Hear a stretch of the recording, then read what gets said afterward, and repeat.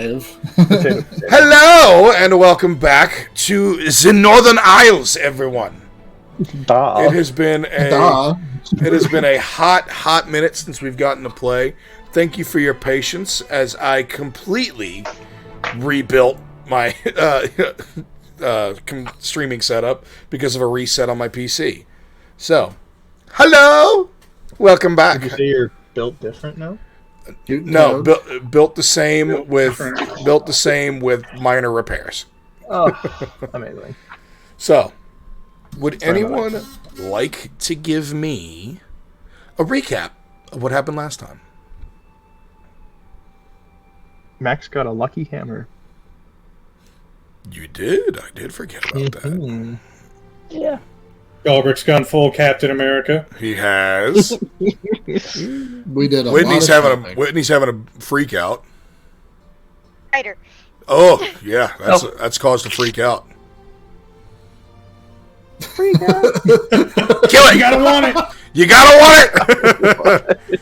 It's behind my computer now. You better claim that territory, Whitney. Oh no. Burn the fucking house down. Nutmeg! Burn the house down. Come do your job. Burn the house down. Do your job. That reminds me. Got it. Did Ozzy just say that reminds me? Yeah, How that's does this terrifying. situation remind him of That's anything? terrifying. It reminded me that my cat's useless will refuse to kill my killing myself. And my trap went off yesterday. I was so confused. I was like, what, is he gonna go kill a spider real quick? What the fuck? Hold I on. had one in hostage. Yeah. All right. So I got retrieving on all my daggers. you did. You're full dagger now. Yes. Dagger. All I right. thought the same thing. Like, I remember saying it in my head back when we were doing that. So yeah, the main gist of what happened last time, you returned to Rockdale, turned in your bounty with the Huntsman. You had just gotten into Rockdale in the morning, and there's a very big festival being set up for a series of games that you have been rumored to hear about since before your departure, because of the heir to the Maud throne's ascendancy into manhood.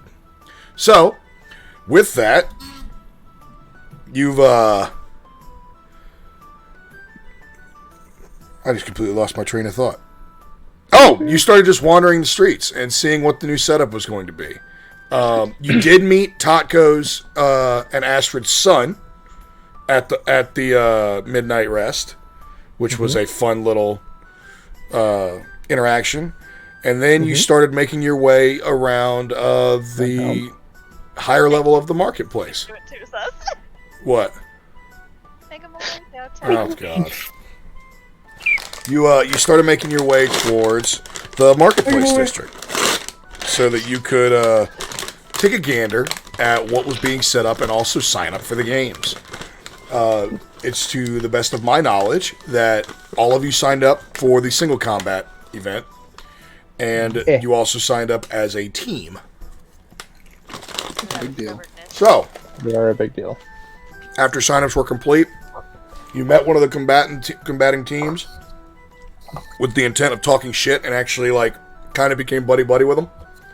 Yep. A That's right. squad. What was their name again? Terra Firma. Team Dirt. That's right. Team Dirt. Yes. And you met a squad of half giants that were visiting from Jotunheim. After that, Galbraith got some very distressing information, and you decided to combat that I was about to distress. start the tournament early. Yeah, you decided to avoid confrontation by going and spending money. That'll do.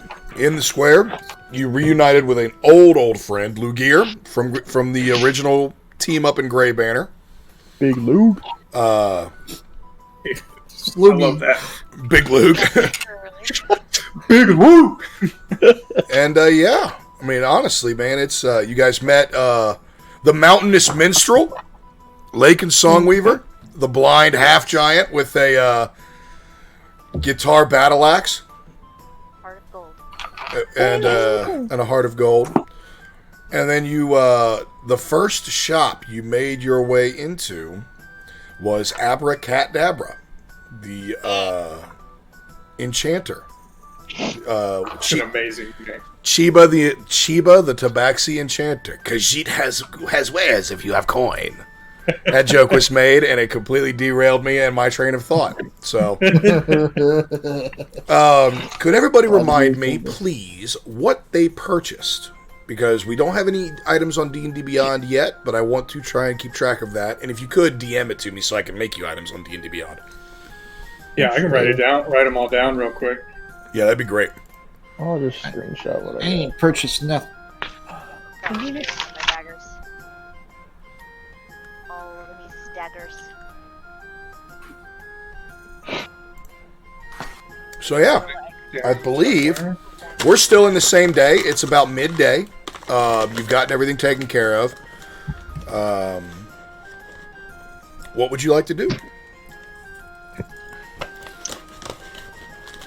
Wanted to go to. Go ahead. I don't even say anything. Oh, I thought Ian said something. Nope. Sorry. Okay. The tattoo. I'm trying to find the name. I apologize. Inked Intricacies. Yes, that one. How did I just pull that out of my head? I don't even. It's because it's on the list twice, so you doubled remembered it. Well, after you decided to last time we played roast me for my name choices of the arena and surrounding quartermaster and tavern, Whose fault's that? I think it's awesome. I still think it's awesome. You guys need to adjust. Welcome to the world. I can't remember. The What was it? the arena is the Raiders' right. The tavern is the Raiders' rest, and the That's right, it quartermaster confused the is shit out of me. is the Raiders' wrath. Yeah. Whitney yeah. told me to pick a name, and I said I did. There are. And I was like, what the fuck do you mean? I mean what I say, and I said what I said. So is Inked Intricacies, is there two of them right across the street from each other? It's like one of those Fuck you. franchises. Fuck you. That joke's not coming back. What was the one you said was supposed to replace it, or was it just removed? I accidentally wrote it twice. There's only 5 vendors. Oh, okay. Okay. And we Okay, were okay. just arriving at Abracadabra? You were just We leaving. just finished. Oh, Just leaving, don't that's forget, Galbrick, because of her time stop tent that was set up for her by Lakin, you went through her entire course of enchanting. So you can start. Yeah. We can start discussing that. Do not forget that. I got it Oh, right, written she's down. got a hyperbolic time chamber. Pretty Yeah. much. Yeah. So leaving Abracad. Nothing, go ahead. Keep doing them. Sorry. All right. Leaving Abracadabra. Can we just look around and what would be the next one that's the closest that we see? Absolutely. So, oh fuck, I dropped my notes. So, in that area, that higher marketplace area, we can go through the flyer that each of you were given Ah, and actually be able to break it down who's where. So, What the? as you were walking in, you saw all those vendors to the left. There's about, let's make sure I get this right. There's 14 vendors set up all around. And you started like making your way towards the arena and then working your way out. So you're kind of like in that middle split. And you'll notice that split to the left is the adventuring section, which is like more artisan goods and crafted for the actual aid of adventurers during a quest. And you'll actually see a booth for the huntsman over there. In the middle section, the middle third, is all of the refreshments areas. And you'll see, ladies of the Rose Garden trying to ply customers. And that's where Lakin is right on the edge between the magical offerings and the refreshments. Lugir was right next to Lakin. And then you still have the Frostfire Meadery and Trippy Truffles. That are the final two. That are the final two booths there. And then over to the far right, which is where you're at now. This is the half that you're on now. you have the magical offerings, which you'll actually see the speakers, the religious leaders from the temple district, I believe it's called. They're actually like setting up little shrines and offering their religious blessings to any who are willing to make a donation to their or make a tithe to their temples. You also have Abracadabra, which is the one that you currently just left. You have Scribbler's Sanctorum, Inked Intricacies, Fortune's Folly and Favor, and that's it. And then you also see behind these, each of these has one of those tents set up that Abracadabra does behind them. And you remember Lakin said that he actually set these up for all of the vendors that require a significant amount of time, which is all of the magical vendors. Okay. Awesome. Quick question. You said where all the all the different churches have things set up. Did you say that was like outside, like in the courtyard area? Yep. Okay.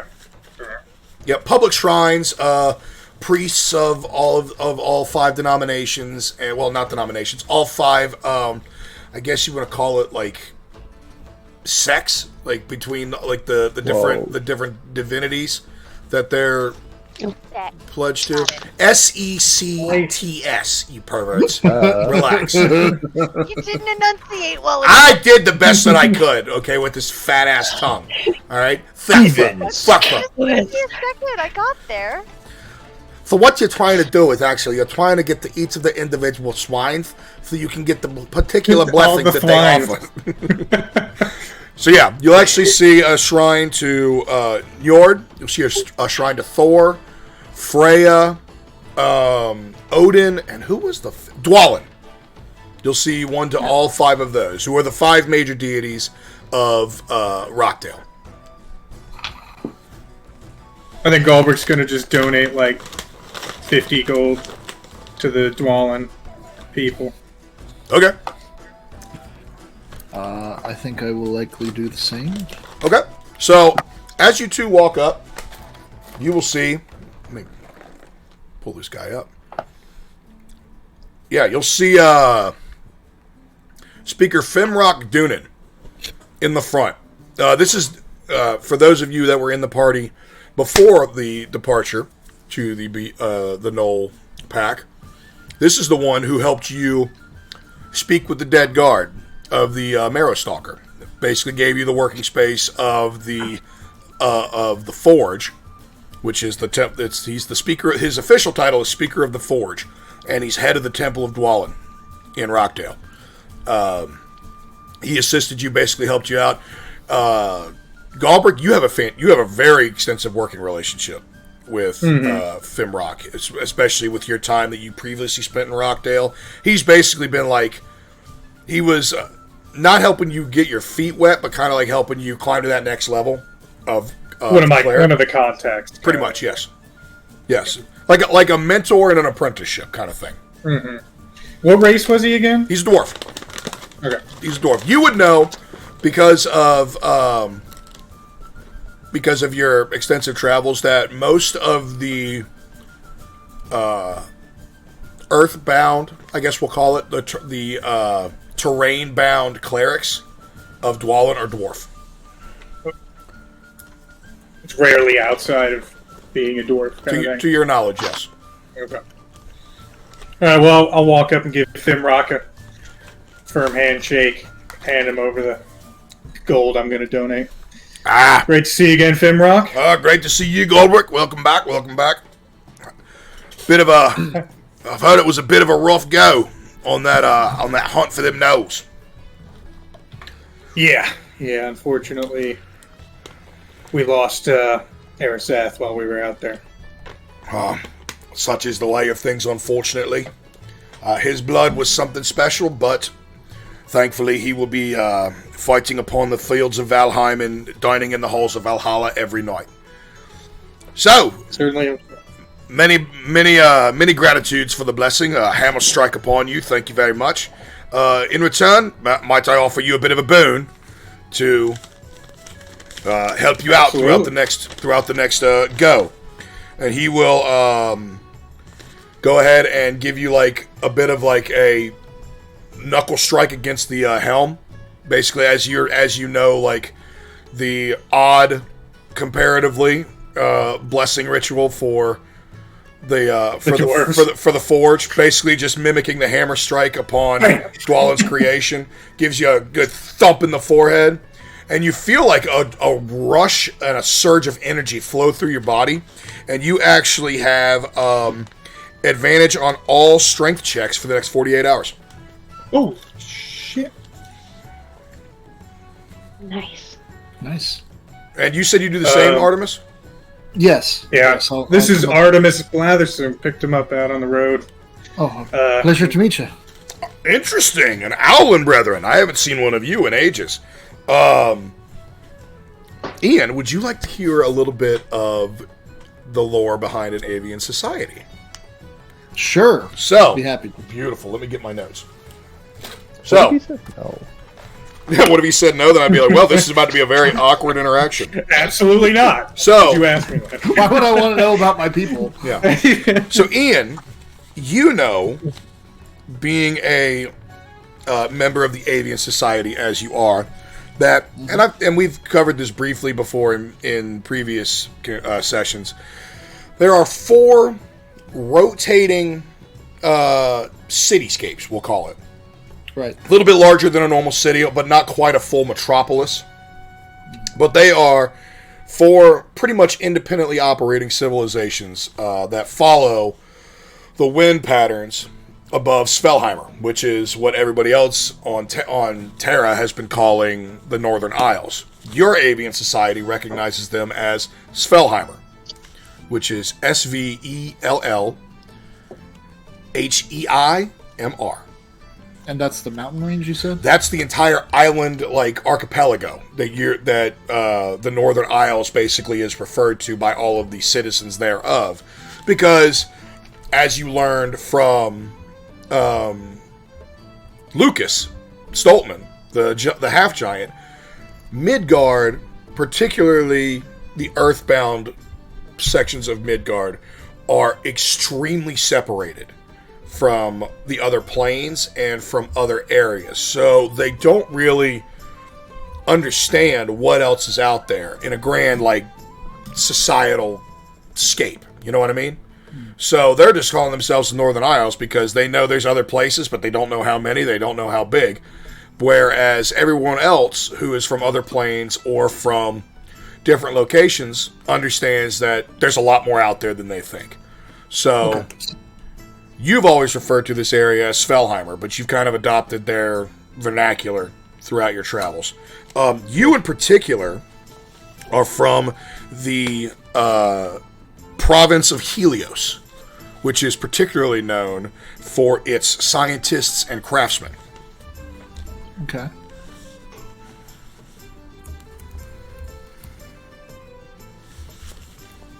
And the other 3 are Nova Tempestus, 2 words, Nova, Nova, Tempestus, just Tempest with US at the end, which is known for hosting the avian military, known as the Radiant Storm.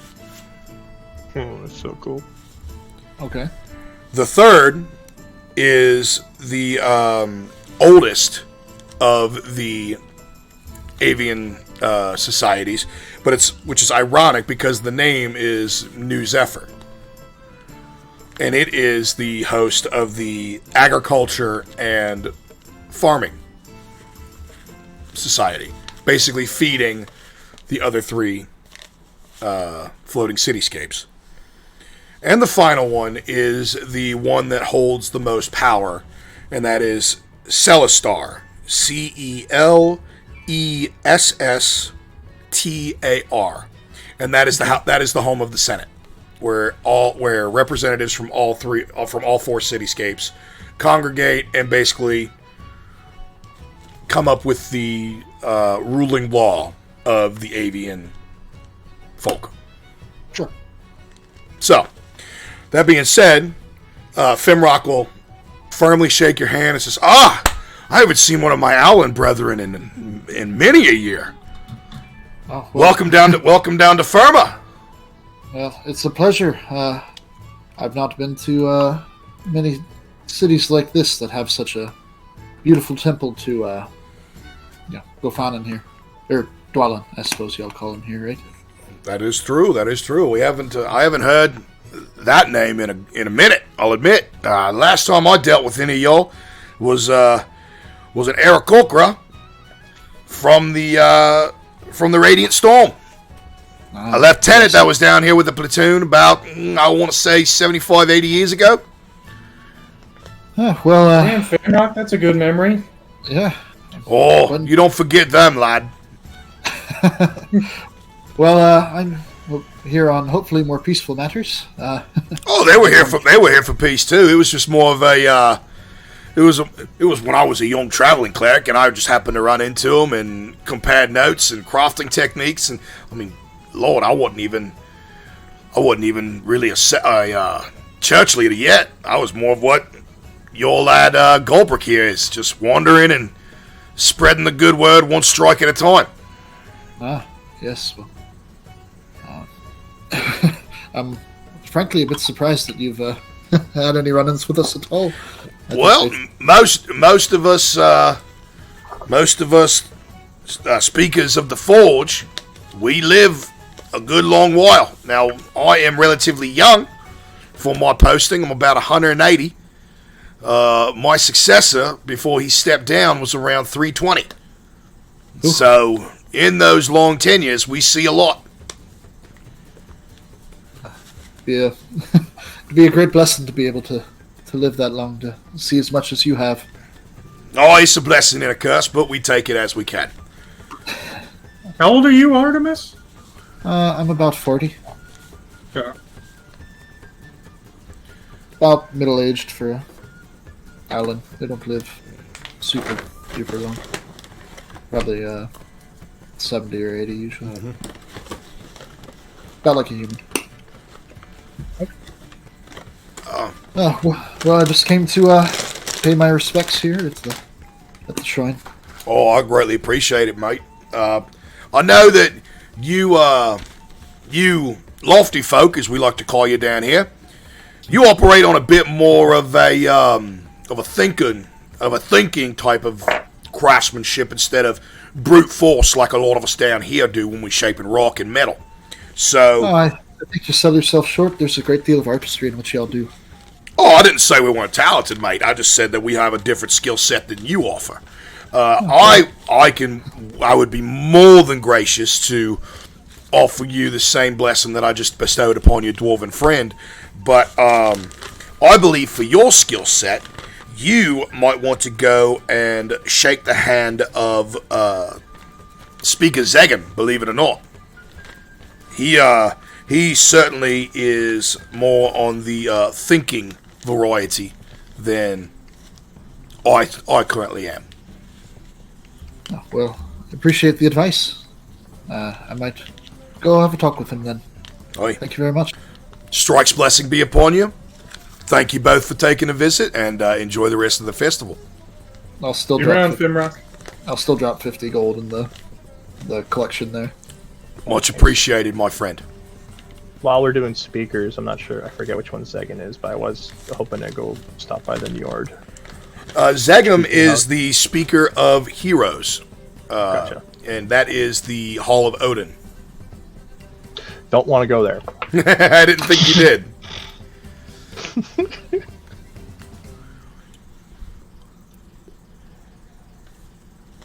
You said you wanted to go see Njord? Yeah. Okay. I don't want to interrupt Artemis if you want to finish him off, because you just did that. No, We're go ahead. We're Gucci. So if you, the one that you would be looking for is Therif Dendruk, and he is the Speaker of the Depths. Well, she is. I apologize. Therif Dendruk is the Speaker of the Depths at the Temple of Njord.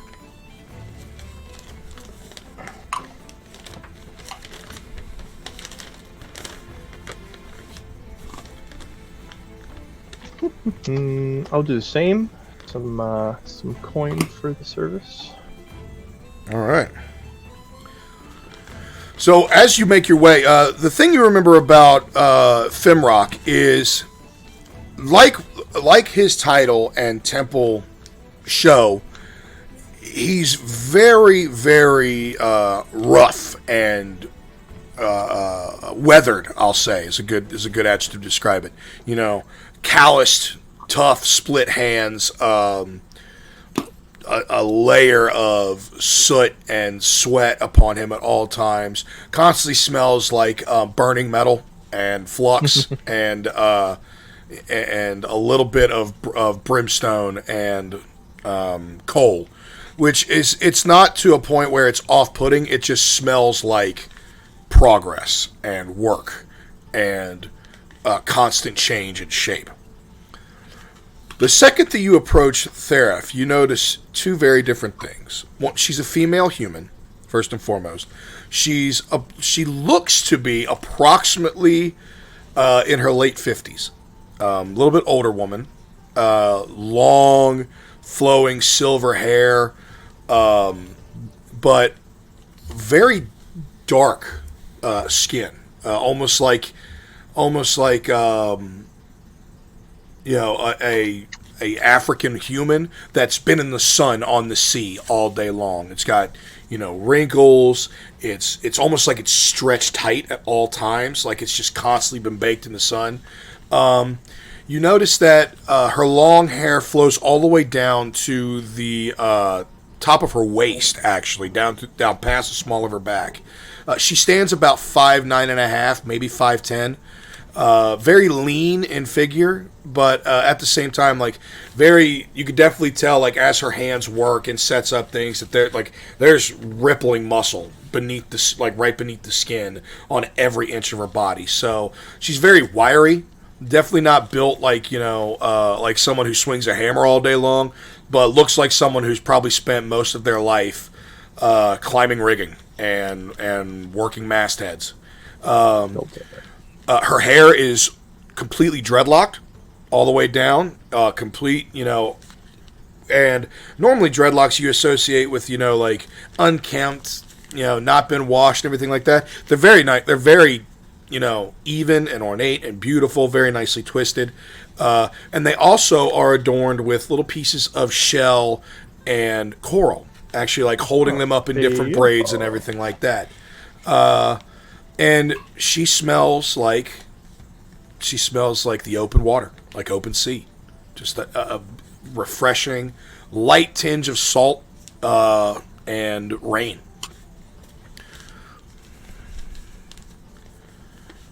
Oh my goodness, she's amazing. I'll approach her. Lady Speaker, blessings to you on this day. I'll pop that 50 gold. Ah, waves rest upon you, my young son. How are you this fine day? Eager for the tournaments to come. Ah, a warrior then. Okay, that's wonderful to hear. Always appreciating a fighting presence here within the walls of Rockdale. What brings you? I've not seen you before. What brings you to my shores today? To the shores of Rockdale. The shores of Rockdale summon all. I particularly mean the shores upon which my lord's temple rests. What brings you within my area today? Ah, I see. I hold respect for the god Njord. What's the word I'm looking for? My primary beliefs are elsewhere, but I have nothing but respect for other giant and veneer gods among us. You definitely give me the aura of someone who comes from a more snowy and mountainous faith than the open seas. But the sea claims all eventually, and I do so greatly appreciate your visit today. Is there anything that I could possibly help you with? If you have any blessings for me, any good luck to come when the tournaments pass, or maybe something advice for an aspiring Interesting seafarer. Well, advice is free.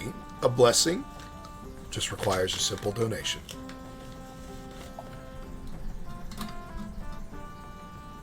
I popped 50. You did pop 50 in? All right, beautiful. Yeah. So what she'll do is I didn't know if she was milking me for more. No, what she'll actually do is you'll see her hands begin to glow like a bright ocean blue. And as she separates her hands, you'll actually see her bottom hand was holding a conch shell. And you'll actually see an orb of water like hover between her hands as it she creates water completely out of the air, pulling moisture from the air. And you'll actually smell, a bit of seaweed, a wave of salty air like rushing past you. It feels like, ocean spray almost, like dancing across your nostrils. And that ball of water will slowly just be pushed into the conch shell, and she will reach up, ask you to kneel, and as you kneel, just pour it over the crown of your head. And as you feel that water cascade down your bald head, through your beard, down your neck, and across your shoulders, you'll actually feel like all the joints in your body begin to loosen up, and you'll feel very limber. And you'll hear her say, the greatest restriction that water meets can never be contained for more than a temporary second. Water is ever flowing and ever free, and as such, so are you until this wears off, and you will have advantage on all dexterity checks for the next 48 hours. That's good. It was a good guess. It was a good jump by you. And now, for the advice that you requested, may I see your hands, please? Please, I'll hold out my... This has been a regular spa day for Max because he got younger at... That's right! I did forget about that! You did get younger! There's a glow about it. Yeah, my man is living his literal best life right now. She'll take your hands, and she'll actually, from her hair, pull a small bleached white sand dollar that was hanging from one of her braids, and crush it in her hands and rub the powder across your knuckles and your palms, which, as a fighter, are covered in calloused skin and small cuts, healed blisters, and it almost feels like a pumice stone, just grinding across your skin, scraping away that top layer, just giving you a little bit extra relief. And you'll feel a little bit of heat come through, and you'll look up and her eyes have gone almost, not an ocean blue, but almost like a lightning blue, like a flash of lightning in a storm. And now that smell of rain and a fresh thunderstorm will engulf your nostrils. And as she looks, her voice will deepen a little bit and say, "The deep calls to you. The water sings in your blood, and you chase the open adventure.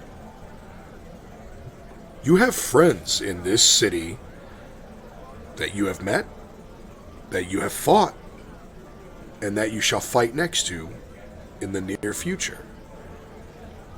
Be open to their assistance when offered, and don't let a thirst for gold stop you from forging alliances. The sea cannot be conquered, and the sea cannot be survived alone. When help is offered, embrace." And she'll come back and just, "Woo! Goodness. Well, there you go. I don't know what he said, but he found it important. So, thank you for your visit and your patronage, and may the Stormfather bless your steps into the deep." May he bless yours as well. Thank you, Lady Speaker. This was most helpful. Go forth, my child, and let the waves call your name. Woo. Got a cuticle scrub. All right, so that's 3 of our 5. Anybody else?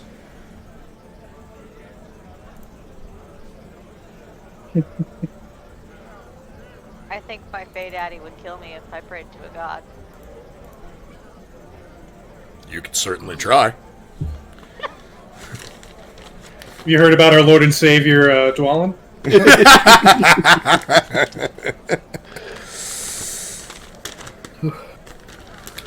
Who was the priest that I was recommended to go visit? Zegum. You all remember Zegum. He is the head honcho of the Temple District. He is... Is he the priest of Odin? He is the speaker of heroes, head of the House of Odin. I guess I will go. I'll be with Artemis. Yeah, I guess we'll go take a visit to him after we visit the Shrine of Dwalin. Interesting. Okay. You guys remember that when the first time you saw Zegum, he was a very interesting. He was a very interesting character. He was of a race that not many of you. I don't think actually. Everybody here, give me a and that being everybody here that has not joined the party after being saved. Someone but me. Yeah, everybody except for Artemis, go ahead and give me a history check to see if you remember exactly what was so odd about him. That's it. 17. 17. What'd you get, Carrot? 18. 18. Espen? Nah. Okay, that's high enough. The two of you remember that the reason he was in that position that he is he is actually a member of a race called Aesirblood. And Aesirblood are essentially of the blood of Asgard in some way, shape, or form. Particularly, they carry kind of like an angelic look to them, usually tied to a Valkyrie or some sort of high-ranking figure in Asgard, or at least that's what their religion claims. For those of you that are familiar with the Forgotten Realms, he's an Aasimar, an elevated being, very rare on Midgard, and. Yeah, he's the only one that any of you have ever seen. And with those history checks, yeah, that's high enough. With those history checks, that's about all you guys can get. And you also remember that he was in a basically verbal altercation with a guard captain because the guard captain was wanting to go into the crypts with a full force and slaughter the Marrow Stalkers.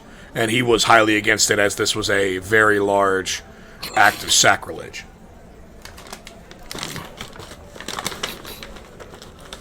Okay.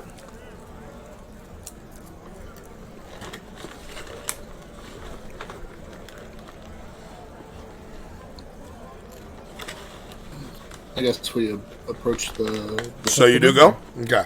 Yeah. So as you see, Yeah, I guess.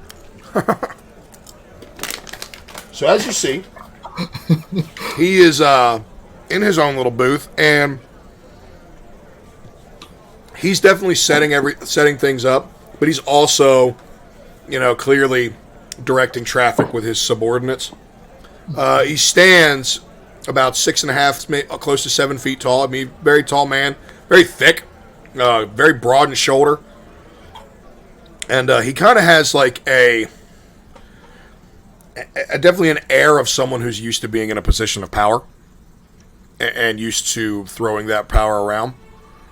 And he'll see you to approach, and his eyes are pupilless, irisless, pure white across his corneas.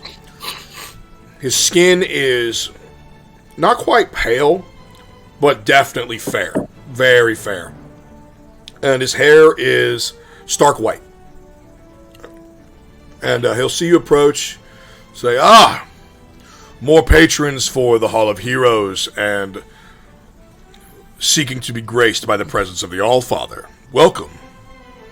How can I help you two? Well, I was recommended to come by and speak with you before before we left from the priest at the altar dwelling. Ah, Fimrock sent you. Interesting. Hey. Doesn't send many my way these days. He and I have a bit of a difference of opinion on how to handle things, but I shall send him my gratitude nonetheless. Interesting. So if he sends you my way, that means that somebody received a blessing that they particularly may not apply to the other. So, seeing as you're of an avian variety, I'm guessing that you hail from one of the sky cities that we've heard so much about. I do. I'm from Helios. Ah, that's why he sent you my way, a thinker. Well, the All-Father certainly appreciates a strong mental fortitude. I'm assuming that a donation was made, and that's why he sent you my way? Yes, I made a donation. Excellent, excellent. Dwelling. They don't like everybody to hear this, but we do split the pot evenly at the end of the festival, so consider yourself, no debt required, no credit needed. This is bought and paid for as equal. Come forth. Let me see you, my small avian friend. All right. It's kind of sheepishly just. And he'll, it almost feels like, you're in a meeting with somebody that's in a very powerful position at your place of employment, and you're like, I feel like I fucked something up and I don't know what it is yet, and you're just waiting for that other boot to drop. It's just that feeling of anxious anticipation. And he'll reach down and kind of like condescendingly like scratch your head like you're a child or like a pet. And you'll feel as he does it, it's almost like a small fog that you didn't even know was there has been lifted from your brain. And you will now have advantage on all intelligence checks over the next 48 hours. All right. Interesting character. And you'll actually see his eyes where Theraf's eyes were like a lightning blue. His are pure radiant white. Like his eyes were already unsettlingly white. It's like 2 high beams now. Mm-hmm. And you could kind of go ahead and give me a wisdom saving throw. DC 13. 15. Okay. You feel him like kind of like detecting. You feel a detect thoughts crawling across your brain. He's not digging deep. He's not trying to find firm details, but he's definitely scanning surface thoughts. Oh goodness, you've had a very interesting journey thus far. What brings you onto solid Earth for a change? Oh well, I actually live on solid Earth. I live in a hamlet a good ways away from here with my family. I prefer to live among the ground folk. Really? Yes. I haven't always seen eye to eye with my family back home. But, Interesting. Well, I don't know these adventurers that you've banded with personally, but I've heard good things, and they did handle a pest control issue that we had not too long ago. So we're a big deal. I don't believe so yet, but we'll see what the future holds. Bit of an odd assumption from one so small and unknown. No, that's what we call ourselves. He means it quite literally. It's Oh. what we entered the tournament as. Yeah, remember the name. We're a big deal. I shall not. But anyway, thank you. Rude, but okay. Thank you for your patronage, and enjoy the festival. Enjoy Rockdale. Thank you. Thank you. It's been a pleasure. I'm sure it has. Now enjoy your day. Oh wow! All right. I've got a very specific boss in mind when I made this character. This feels. This is some lived experience. This is definitely first-hand experience. Just to let you know. Tell by how descriptive you were at the very beginning. Yeah. So, anybody else those are the speakers. What do you want, Whip? I poured a bowl of cereal and then left it in the kitchen and just carried my spoon over. You are struggling right now, girl. Not It's all even good. why. It's just stupid. All right. So, what are we doing, y'all? We can continue with blessings, or the city is your oyster. You could explore as much as you want. I don't. Okay, so I want to go, kind of in the vicinity of all of the what do you call them? The prayer district peoples. Yeah, the speakers. Yeah. And I'm gonna sit there and I'm just gonna think really hard about what's his name? Your sugar daddy, the false scrim. Yeah. Okay. Yeah. Interesting. So when you say thinking really hard, like what are you actually trying to do? Explain it to me a little bit. So These are private thoughts. Come on. Well, considering that I'm the patron, it's not so private. I either like want his blessing to speak with one of these other people, or I guess I want him to bless me or something. Yeah, you I want a do. little guidance. Okay. Interesting. Yell at me for being horny, and then you just throw it out. Hey, I'm just leaning into the meme at this point, okay? Let me see.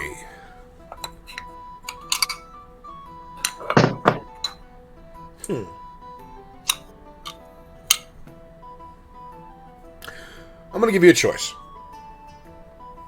Go ahead and you can roll me a persuasion check, or you can roll me a religion check with advantage.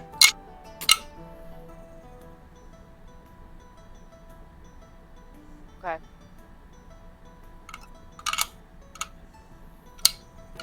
I'm going to go ahead and tell you the DC will be 17. Okay. I know there's a way.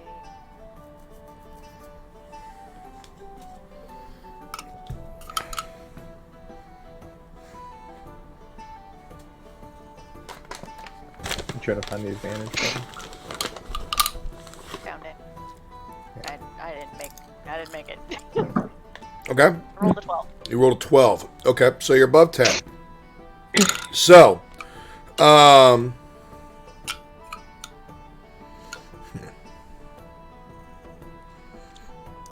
you're sitting there, crisscross applesauce, and you don't get anything verbal. You definitely get a feeling of, like, you start, like, as you go through this and you're asking for,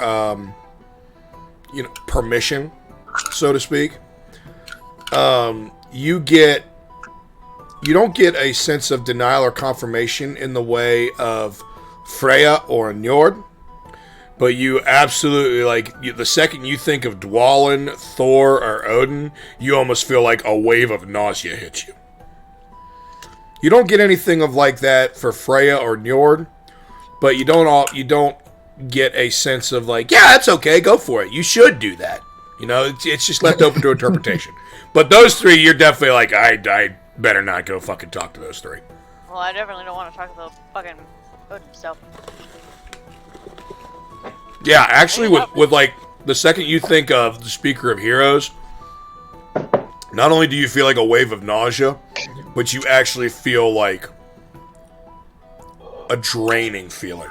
Almost like if you did that, that would be not only disapproved, that would be potentially punished. Ooh. Okay. Then I guess I'm gonna go talk to... I kind of want to just stand there and stare at either of the other two and feel if one of them, makes me less nauseous, I guess. Well, you do have a very strong connection to the ocean before you even met the Fosgrim.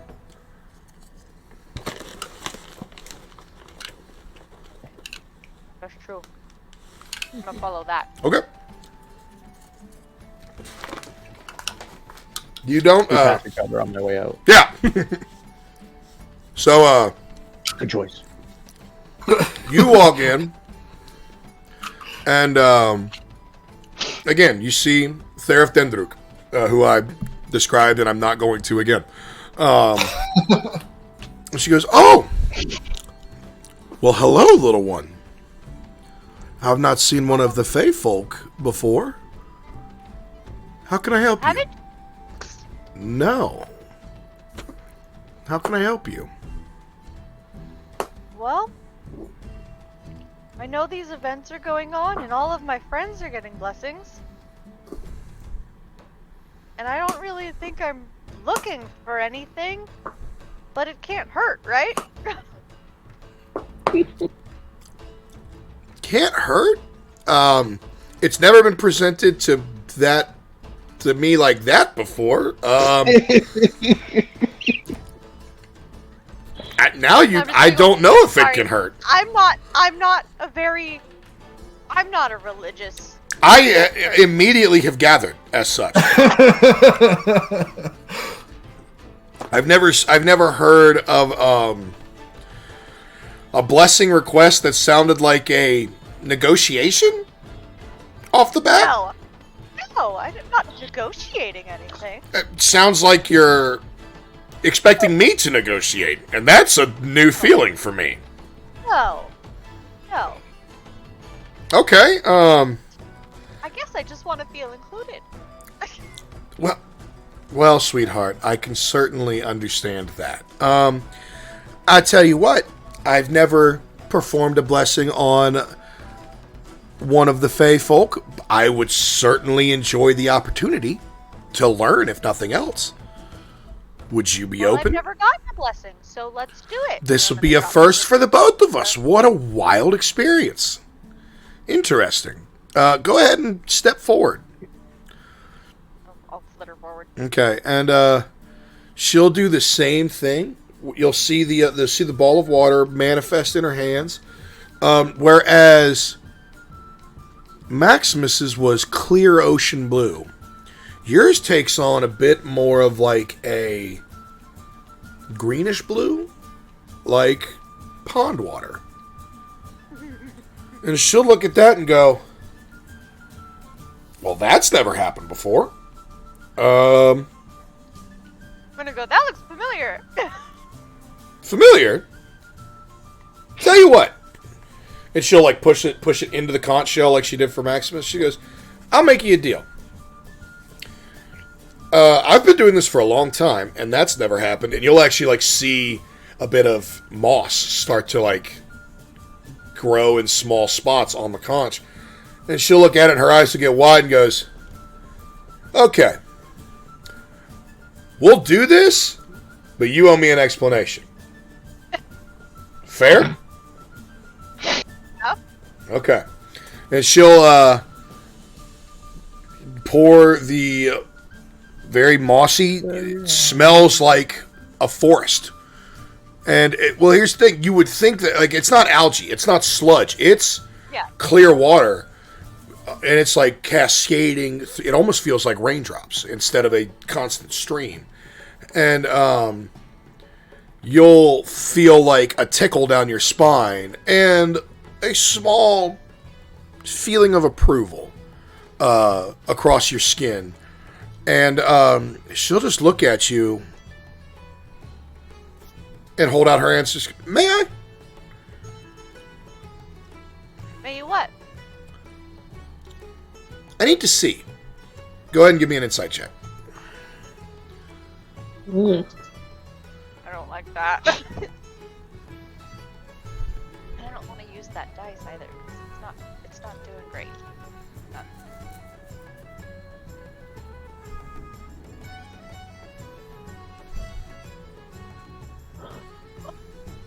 Worse. 4. 4? You did tell her that you were gonna. I was gonna explain. You were gonna explain, yeah. So you think that this is her way of getting that explanation? I'm gonna let her do whatever she's gonna Okay. do. She's going to, her eyes are going to flash that, like, lightning blue again, and you're going to feel that, like, a gust of wind and a smell of ozone, like lightning just struck. And, she's going to, like, shake back and go, "You've already been touched by something." Oh my god. Say that. Interesting. The blessing will stand, but I can offer you no more in the future. We are treading dangerously close to two different beings of power that need not cross. To know. Well, thank you. Oh, thank you. I've only heard stories about this relationship. It's interesting to see first-hand experience. Well, I doubt other Fae in the future will be similar. I certainly hope not.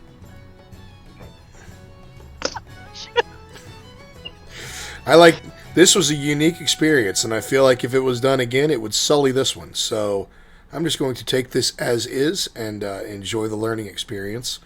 Have a pleasant day. And she will just turn and walk away from you. Freaked the fuck out. Nice.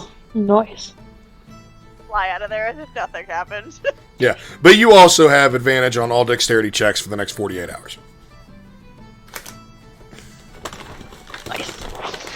Nice. Is Can it Espen... checks?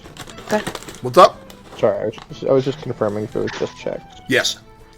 Okay, cool. Well, you know what? I'm feeling good. Checks and saving throws. Oh, nice. Espen will have watched that interaction and been like, okay, not going to that one. And who did you say was a speaker for Freya? Amatora 2-foot.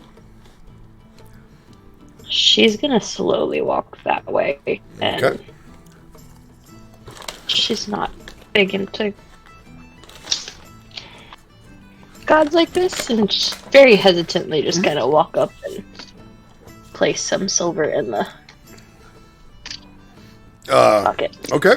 So Amatora 2-foot is you'll make your way up to the Shrine of Freya, and it actually looks like a very warm, welcoming campfire. There's a rotisserie with a full hog currently rotating on a spit, and there's food and drinks and just comfort all around. And you immediately just get a sense of this relaxation walking into someone's fairly well-tended home, which is an odd feeling in open air. And Amatora 2-foot is currently basting the hog, and she is far and away the smallest of the speakers, because apparently 2-foot refers to her height, because she is a very small halfling woman. Oh. And she looks to be slightly more than middle age, which for a halfling would be, at least in this setting, approximately 200 to 250 years old. She's an old woman by your standards, but slightly past middle aged for a halfling or a gnome. And she's rotund and has a big, poofy, curly head of hair, wearing just very warm, comforting robes. Almost looks like a massive, like, comforter-style blanket just wrapped around her shoulders. Just everything about her just screams, comfort and relaxation. Nice. And she'll turn around and see you and goes, "Oh, hello, dearie! Welcome to the hearth. How can I help you?" I just wanted to put this in, and Espen's gonna be like backing up, like rethinking her thing. Oh, calm down, giant woman. It's okay. I understand. You've You give me the vibe of someone who's been needing a bit of a break. Maybe had some bad dreams lately. I don't know much, but I do know when one needs a good rest and a good nap. Love your Jamaican accent. Kind of started off Irish. It was supposed to stay Irish, and I just cannot. Like I said, Irish, Scottish, Russian, Australian, Jamaican, they all blend together, baby. I know that feeling. I could tell because as soon as I said Jamaican, your face like dropped a little. You're like, oh, damn it. Ugh, just cut me at the throat. Cut me at the throat. That's what I get for talking shit to the fairy in a previous interaction. Just right at the jugular. Fuck. I was trying to go Mrs. Doubtfire and it immediately slipped into Miss Cleo. Jamaica, we have a bobsled team. You were there for a second.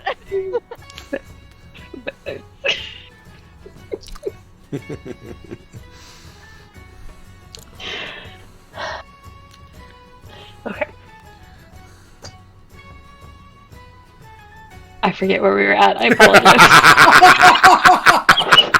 You were backing out. You're in Jamaica, obviously. I was like, crap, what was that? Oh no! You need to sleep. Yes, apparently. Be like, yeah, that. Oddly, yes.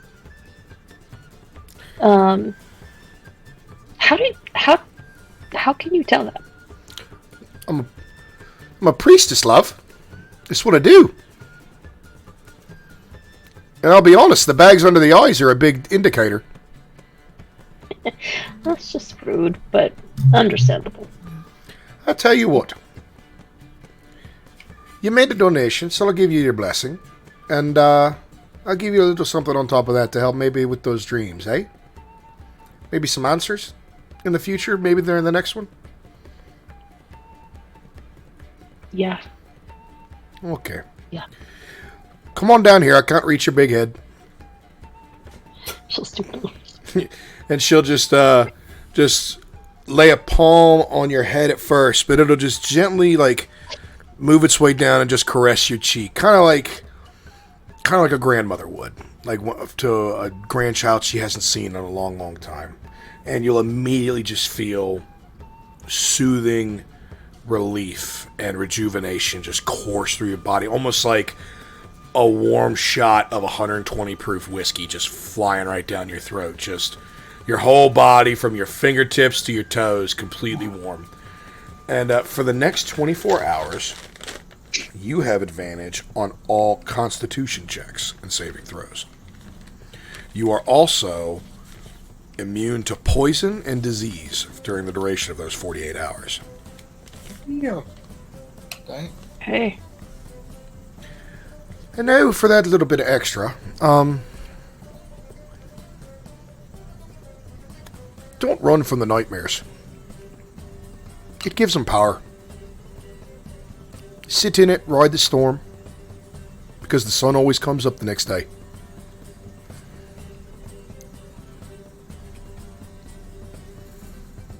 What if I can't survive the storm, though? Oh, that's what your friends are for, eh? Tie a lifeline and hang on tight. Thank you. My pleasure, love. The hearth welcomes all. Freya's a giant, after all. And she'll turn around and walk away.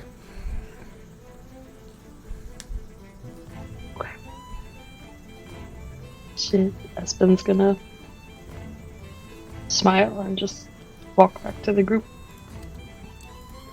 Okay. I love the irony of the fact that Freya's a giant and her speaker is 2 feet tall. Yep. Yep.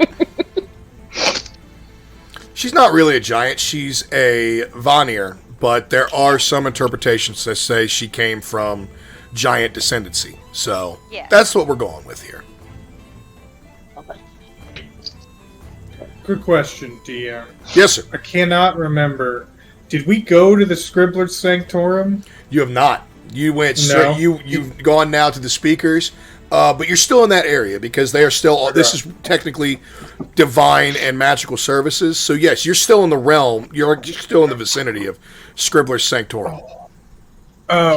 Did we get any indication as to what that vendor was, or you see a wide? You don't see anybody out there, but you see a wide assortment of magical items that are screaming with so much arcane power that you wouldn't even need a spell to know. Okay, and it's a wide assortment. I want to say there's 60 plus items out for sale. Let's go. You guys want to check out Scribbler's Sanctorum? Because looks like a lot of random stuff over there. All right. Yeah. If you're heading to Scribbler's Sanctorum,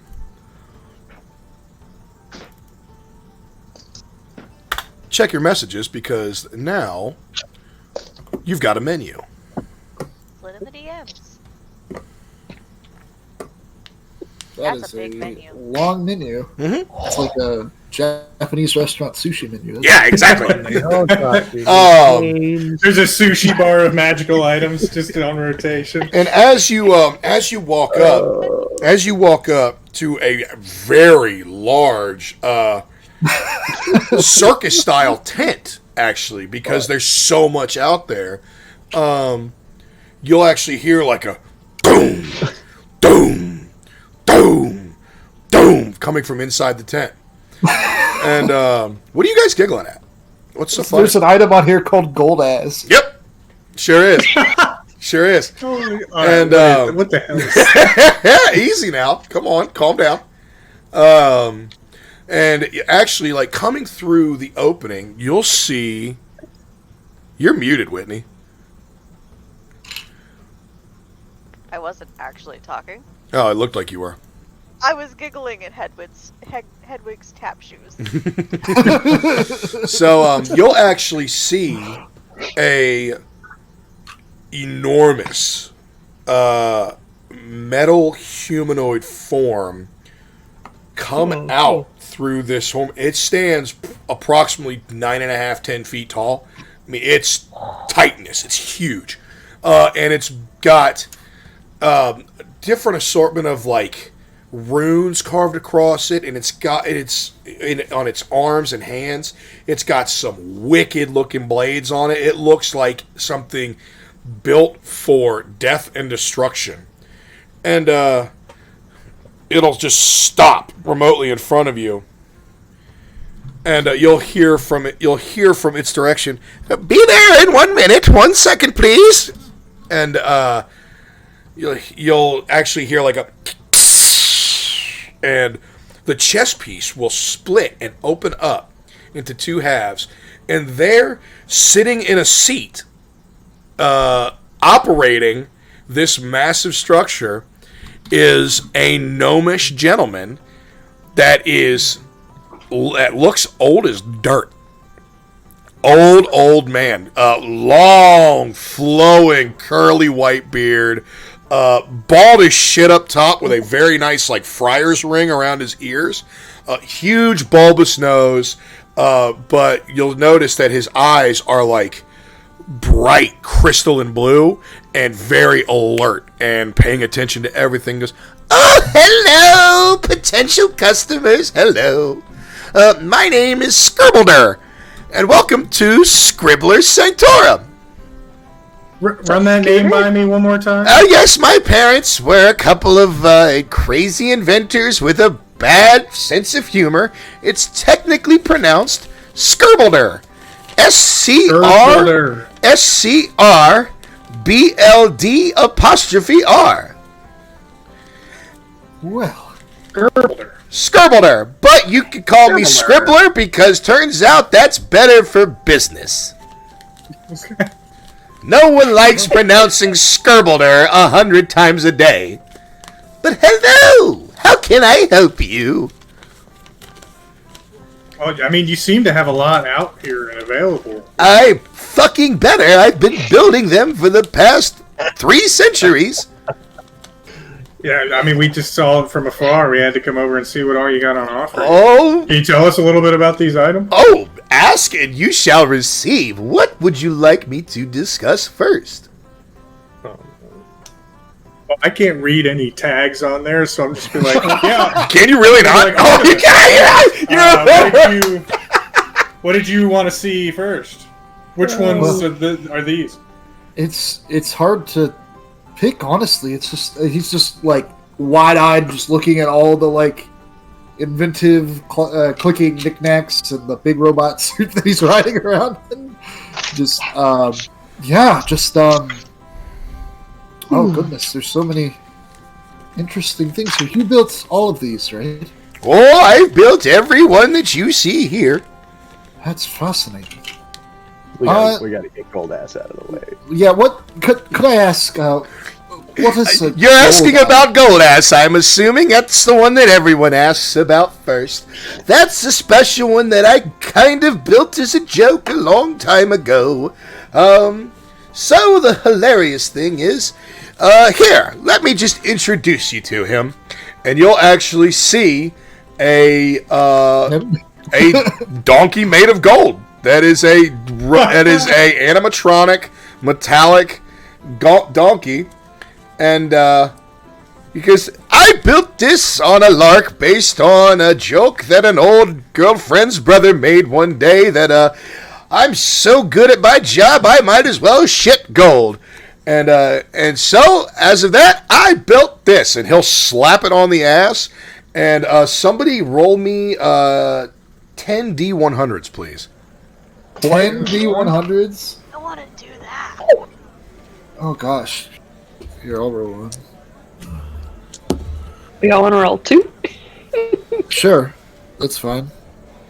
I got an 18 for the first one. Okay. 22 for the second. Okay, so that's 40. You want totals? Yes, I do. You said 2 D100s? 2 D100 each. All 5 of you. Alright, I got an 87 and 70, so 157 total. So that's 197. 54 plus 34. 88. 68 total for the two. Okay. So, all right. Oh, God. I thought I was going to be better at mental math, but I am not! So, Bite my glorious golden ass. I love it. What a great gif. Okay. So we've got... Hold on. Let me get my calculator. Get it out. So we've got... How much... Let's go with Espen first.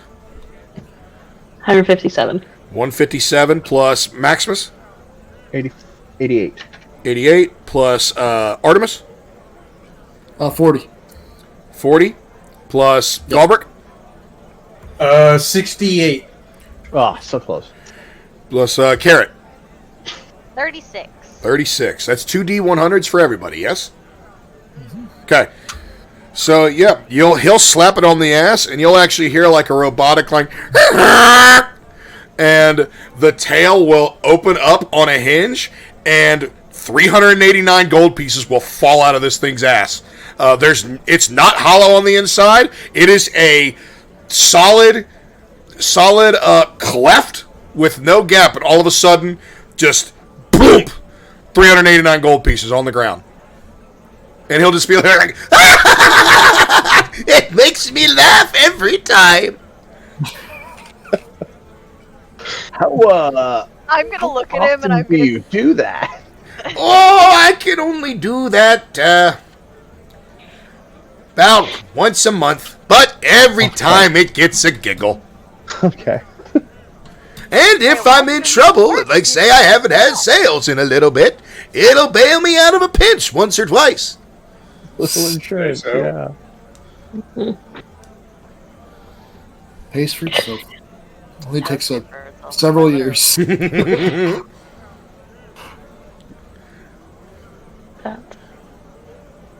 But come on, I've got your attention, obviously. I Let's... don't know what these... Carton of useful pills.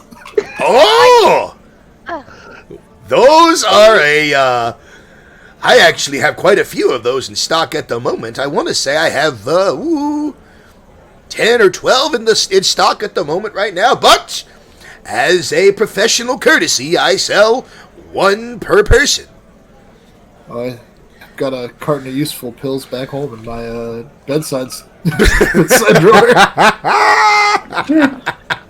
Going for clutch number 2 when he gets back home. I need to know about Hedwig's tap shoes. Oh, we'll get to the tap shoes in a little bit. Let's talk about the pills first. So, you'll actually, the carton of useful pills, it's a little box about the size of a matchbox, and as you open them up, you'll see, 10, 15, 25. You'll see there's about 25 to 30 small pills on the inside. Different colors, red, green, blue, yellow, orange, white, black, and purple. And so, these wonderful little things are amazing. So all you have to do is provide one little drop of water to each of these pills, and they create something potentially useful or potentially hilarious for any given situation. So the red, if you add one drop of water, in the next 5 seconds, it will expand to a full-size stone boulder with a diameter of approximately 10 feet. So if you need to block an entrance, one drop of water, boom, entrance sealed. The green ones are a little bit more interesting. They are a wooden plank with a length of 15 feet. So say you need to make a small bridge across a gap, they could serve that purpose. The blue, that's a little bit interesting because I've seen those being used by tailors and certain clothiers that produces a large piece of cloth of any color you desire with a length and width of 10 square feet. So, right there, 10 by 10, easily, whatever you need, if you need it for a picnic or you need it for a nice suit to be made, there you have it. Yellow is the most plentiful pill because that is a day's worth of rations. If you add one single drop of water, poof, enough food to feed you for the day. Orange is, I think personally, the most useful of the mundane objects these provide because it provides you a 20-foot long ladder. So if you need to make a quick upwards escape, boom, there you go. The white is a bit interesting. I throw it in there because, I've dealt with blacksmiths and metal workers and such where they could find a use for this. It'll give you a full iron pole. Solid, and strong for a length of 10 feet. So, I've seen some blacksmiths be able to pull approximately 5 ingots out of that. Now, the black is, without question, the most useful for any adventuring party because you add one drop of water to a black pill. It will expand in 5 seconds to a fully mobile, working, and covered horse cart that can hold up to a party of 6 individuals. And finally, the purple, the last one. That is, if you find yourself stranded on your own, add a drop of water, a small permanent hut. Permanent what? Hut, house, shack. Hut. What other words can I use to describe it? A small house. I thought you said butt. I'm sorry. But and hut do not sound the same. They have a different first consonant. Come on, young lady, keep up. On our minds still. No, I understand. So, those are the carton of useful pills. I like to call them useful because they serve any need you have. And again, one drop of water and 5 seconds of patience. Boom! Item. Now, the young lady in the back asked about Hedwig's tap shoes. Please. I'm a little disappointed it's not the blue pill that gives you the big pole.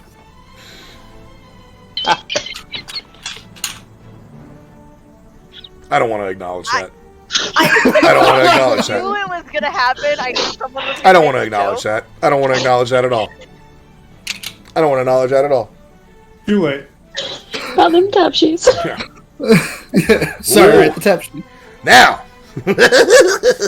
Hedwig's tap shoes are a personal favorite of mine. I'm a bit of a goof, and I like to, make some fun little items that potentially have a caveat. Just a silly, goofy guy. I'm just a silly, goofy old man who likes to play pranks on youngsters. Wild and crazy guy. The good thing about Hedwig's Tap Shoes, you may cast Charm Person once a day with a DC of 15. Ooh. Do you have to tap dance for it to work? What's the bad side? Bad side? Who said there was a bad side? You mean that simple little caveat that I like to play on you young individuals?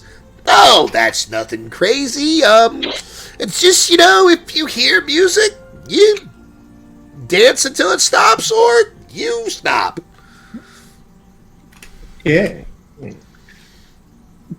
very dangerous. It's a very dangerous item. And, it's funny. I mean, just hope that. I fully agree. Just hope that there's not music on a loop wherever you go. I guess you can't all be good. There has to be a little bit of risk. That's what makes it fun. Fun. I'm going to be staring intently at Hanseath's drinking horn.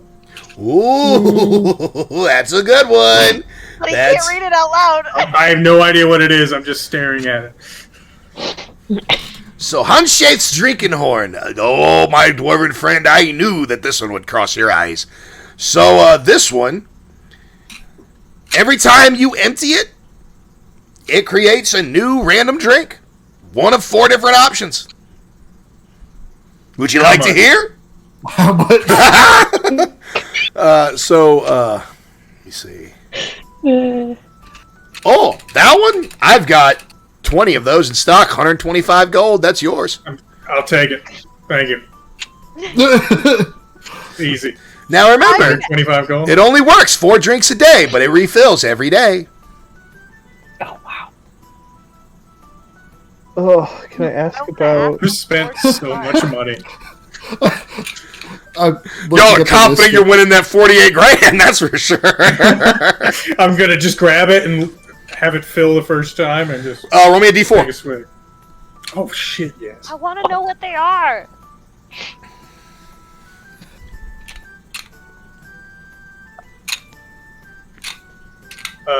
Three. 3? Okay, so you'll pick it up, and like as you go to drink, you'll actually see like you'll get a hint of like gooseberries and fall aroma will hit your nose, and you'll tip it back, and it will be a berry honey elven wine that is a rock solid vintage. And it's just guzzling down your throat. And you realize that this drinking horn is about a pint and a half. Like, it's not small. And you're just sitting there just housing it. And you're like, oh, shit. And he's just sitting there just goes, every time. They can't resist immediately. So, by the smell of that, you got the fine elven wine option. Now, the other 3 are a little bit interesting. So, the first one will definitely catch your eye because that is a strong, high alcohol dwarven stout made with, hazelnut and coffee beans. It's one of my personal favorites. The second, believe it or not, is very delicious, light and bubbly. It's a lager from mushroom. And it actually offers a little bit of a trippy effect if you drink enough of it. And the final variety is of my own making. It's a fire ale from a gnomish recipe passed down from my family over millennia.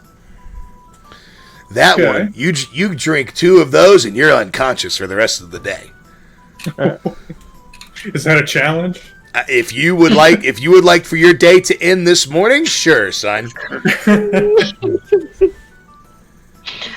So you said some of your things come with caveats. Is that one of them? Oh no, that's just fun. That's just fun for young whippersnappers like him who think they have a strong liver. The caveats. Curse is such a nasty word, and I don't like it.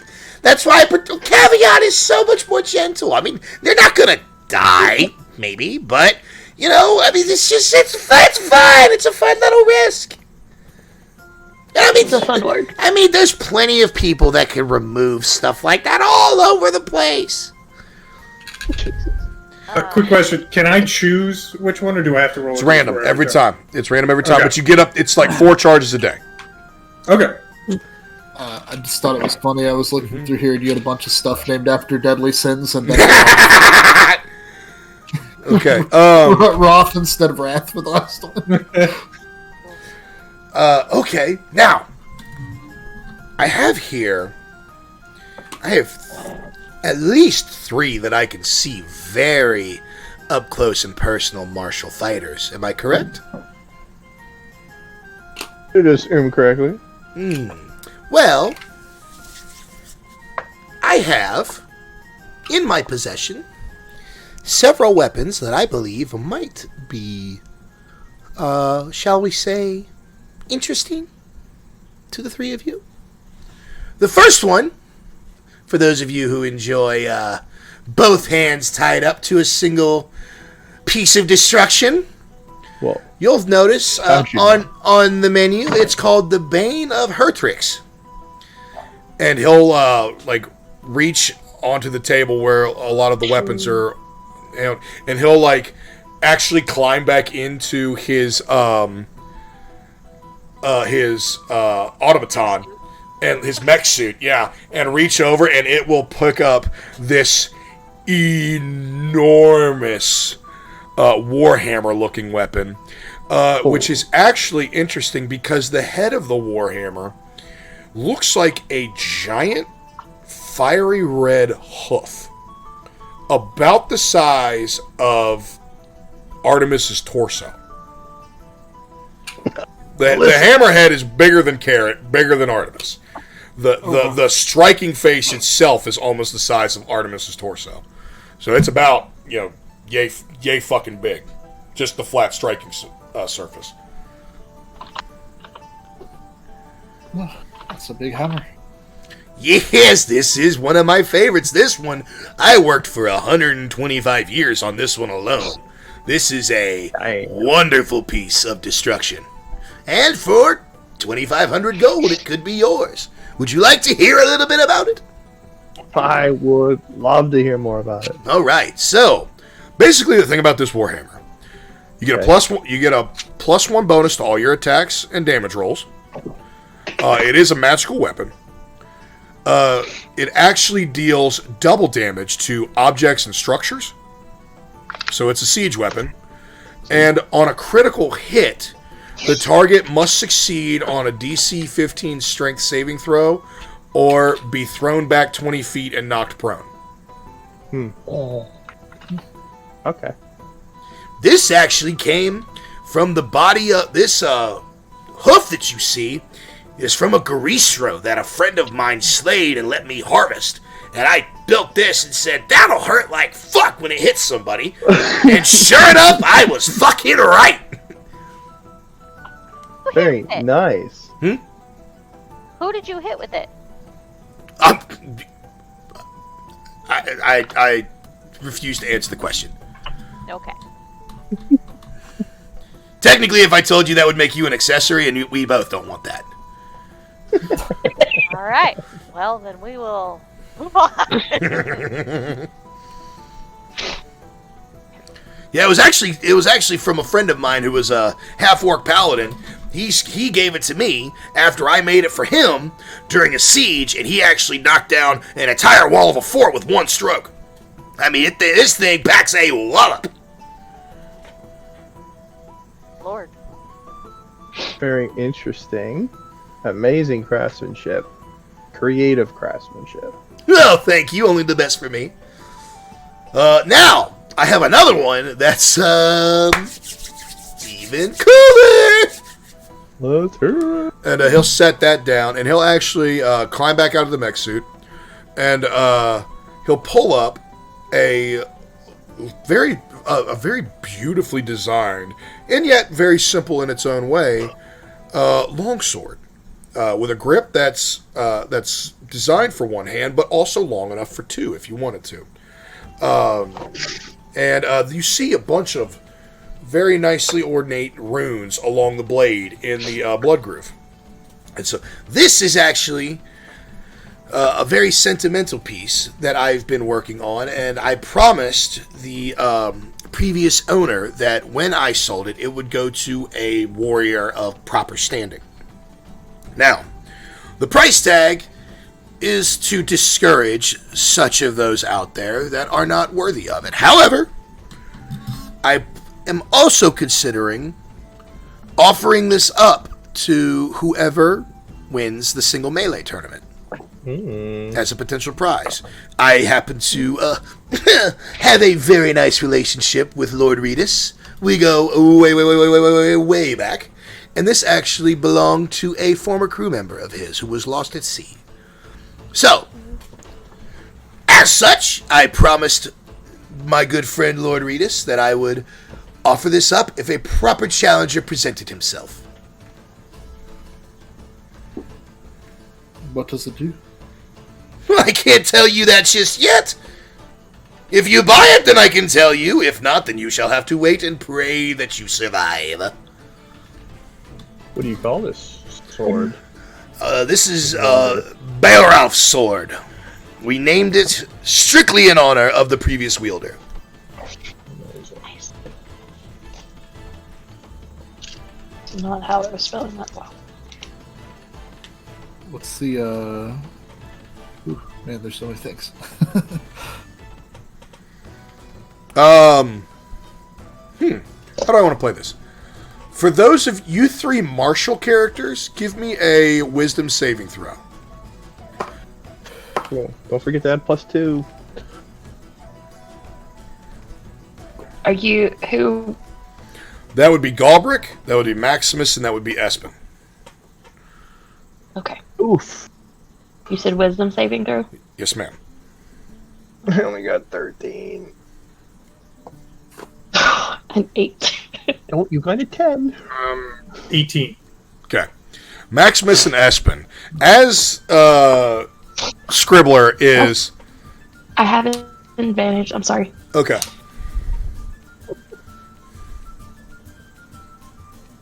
Ooh, 18. a flaccid Okay. 20. Maximus. Yeah. Maximus. Because of your low score, you, everybody else is, like, enraptured to Scribbler's sales pitch. And you're listening, and you're in, but all of a sudden you start, like, you feel something in your head. Almost like you're thinking, but their thoughts aren't yours. And you hear, "You, large one, Oh, shit. you must claim me. Oh. Claim me, giant! I thirst for blood! Battles need to be fought! Monsters need to be slain! Claim me for your own!" Ooh, and where does this lovely voice feel like it's coming from? I mean, you've never heard that voice before, and there's nobody in your party that sounds like that.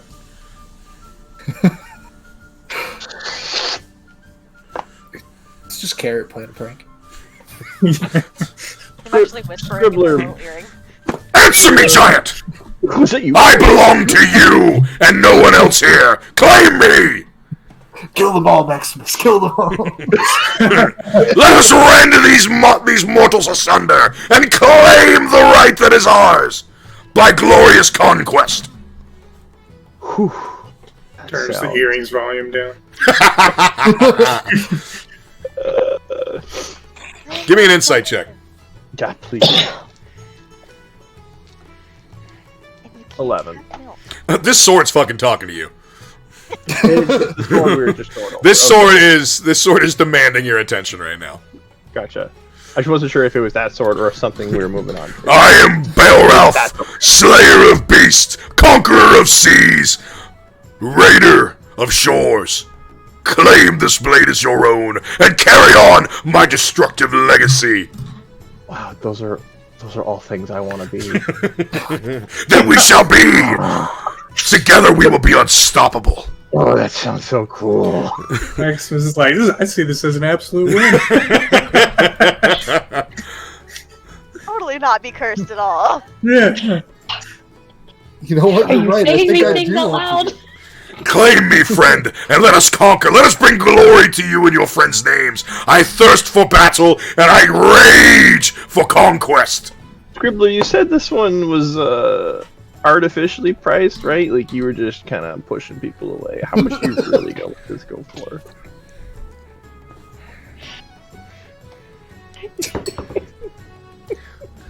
Oh, sweet Odin's Raven. He's fucking talking to you, isn't he? Well, Oh, I maybe. by all the gods themselves, this has never fucking happened. Oh, this is the greatest day of my life. This is good then. It's a good thing, right? It's a good thing, right? I feel like he needs a sword then. Yeah, it's a good thing. Give me an insight check.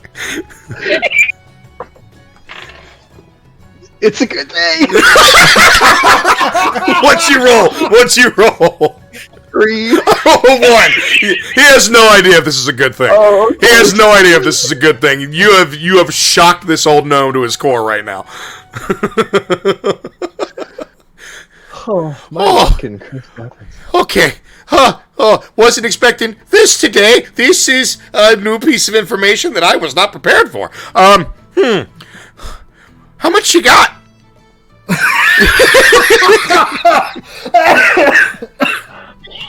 That is not what I expected. Well, I've got living expenses and traveling costs. Don't bullshit me, boy. How much do you got? What's affordable? 4,400 is what I got. 4,400. I'll sell it to you for 2. Sold. All right. You gonna give me $2,000 for this sword right now? Yeah. Let's go! Oh, I thought you were saying 200. No, I'm saying $2,000 for sure. Too great. Yeah. I picked up what you put down. Cool. I got. I mean, how do you not for by myself? All right, so Hold on, we get discounts if the items are talking to us? Because Oh,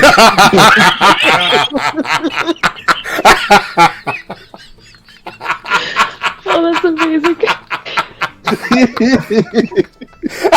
Elves are talking to me.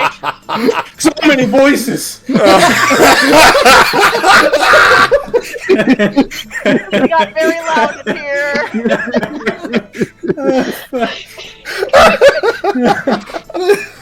I'm pretty sure that golden donkey is whispered in my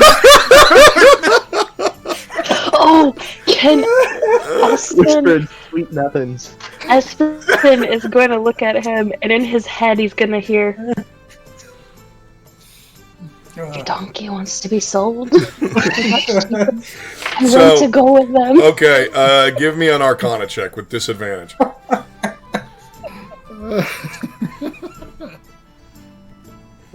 Who is making this? You, Espen. Oh. Arcana check with disadvantage. Arcana. Oh, okay.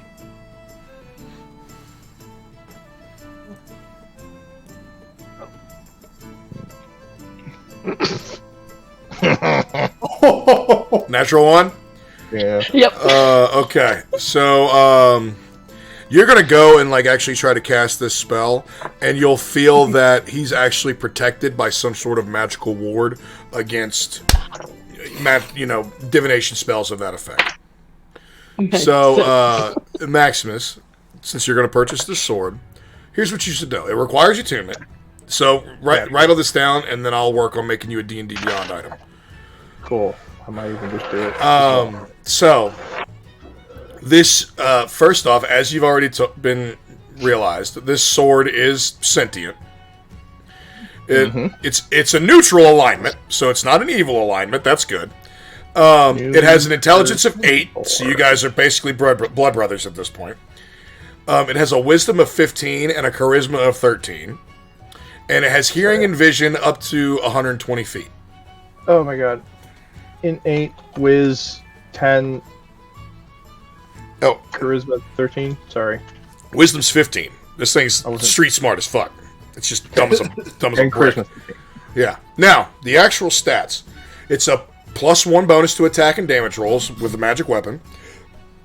Now, it also has a trait, Brutal Critical. You can roll 1 additional weapon damage die when determining the extra damage for a critical hit with a melee attack made by this weapon. So double dice plus 1? Yes. Or plus 1 extra dice. Double dice plus an extra weapon dice. Which for a longsword I think is 1d8 and then 1d10 versatile or something like that. Okay. And the soul residing in this sword is Beowulf. And as a former barbarian, he, in the heat of battle, his bloodlust might overtake you. And that you could be sent into a barbarian rage. That's awesome.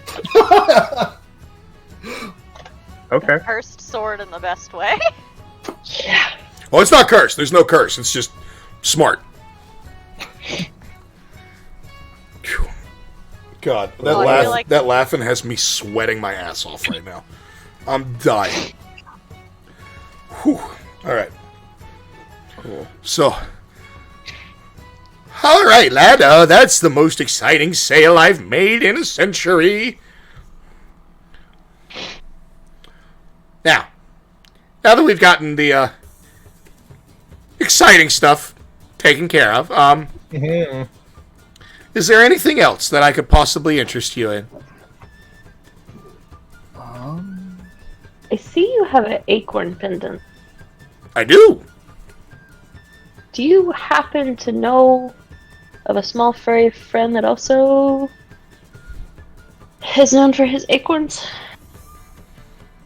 Let me read that one just to be safe. Okay. No, I have no idea what you're talking about. Alright. What's the acorn then? Oh, the acorn. Oh, that was pretty good. It actually comes from that yucca tree that I have the last branch of. But I have lots of acorns. Those acorns fall like crazy. But what it does is it gives you resistance to necrotic styles of damage, and if you plant this seed in a patch of fertile earth, a mighty oak, roughly a century old, will sprout out of the ground after a week. And that oak will remove any necromantic influence in a 5-mile radius. So I was actually going to plant one in the center of town here at the end of the tournament as a parting gift for Lord Redis. I'd want to plant those fucking things everywhere. Well, unfortunately, I spoke a little out of turn when I said I had plenty. I have about 10, and they're all that's left. And unfortunately, these oaks are just a simple spawn of the yucca tree. They actually are unable to reproduce the actual yucca tree's magic. It's understandable. That's a shame, though. Yeah. I'll take one, though. By all means, that is 225 gold, please.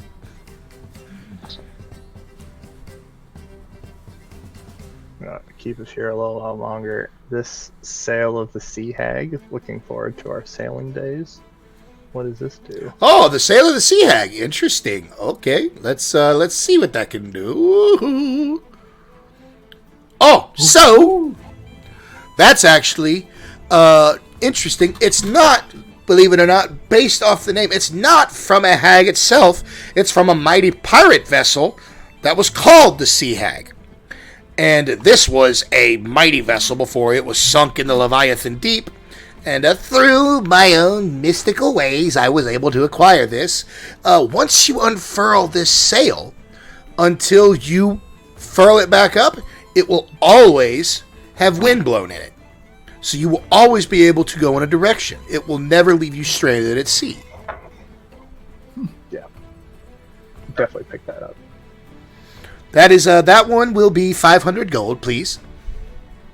Easy sail. Oh, I almost took away 5,000, for which I don't have. Fantasy Easy debt. sail. Fantasy debt. Dun-dun-dun-dun-dun. Repo man. One last one I'd like to ask about. What is Maro's experimental rat? Oh, okay. The rat. So, Marlowe's experimental rat.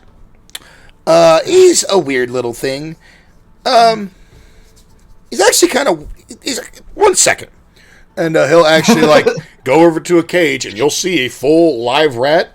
But believe it or not, the rat is actually sitting on what looks to be a small stool with a comically large quill and just scribing it on a little scroll, like making little notes for himself. And the rat will actually look up and see him come and almost like start chirping at the guy.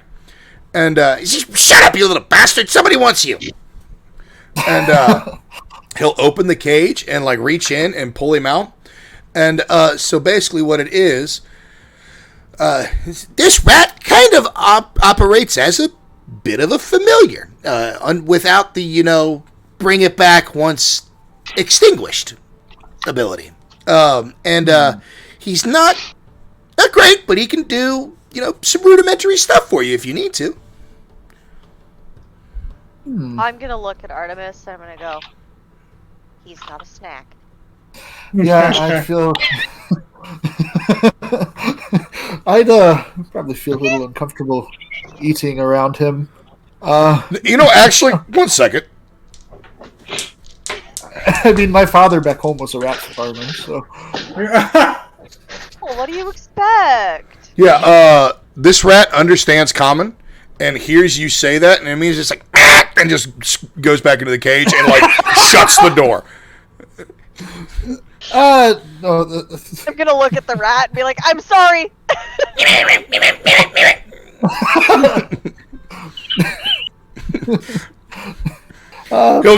He'll start furiously writing on his scroll, and he'll, like, hold it out, and it just says, get fucked.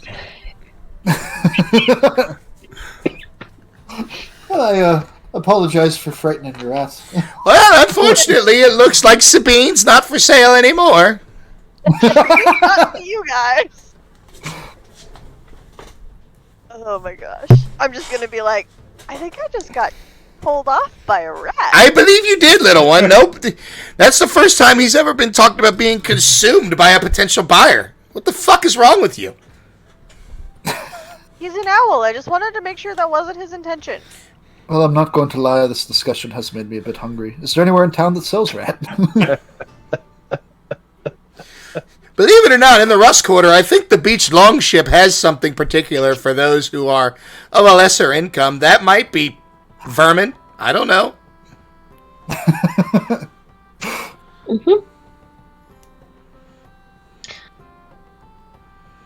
Very nice. You also have, I do want to see, this bag. Yeldris? Oh, Yeldris bag? Oh, okay, yes, absolutely. I actually made this for a granddaughter of mine a while back, but she outgrew this in her, rebellious, youthful ways and said, piss off, Grandpa, I don't need it.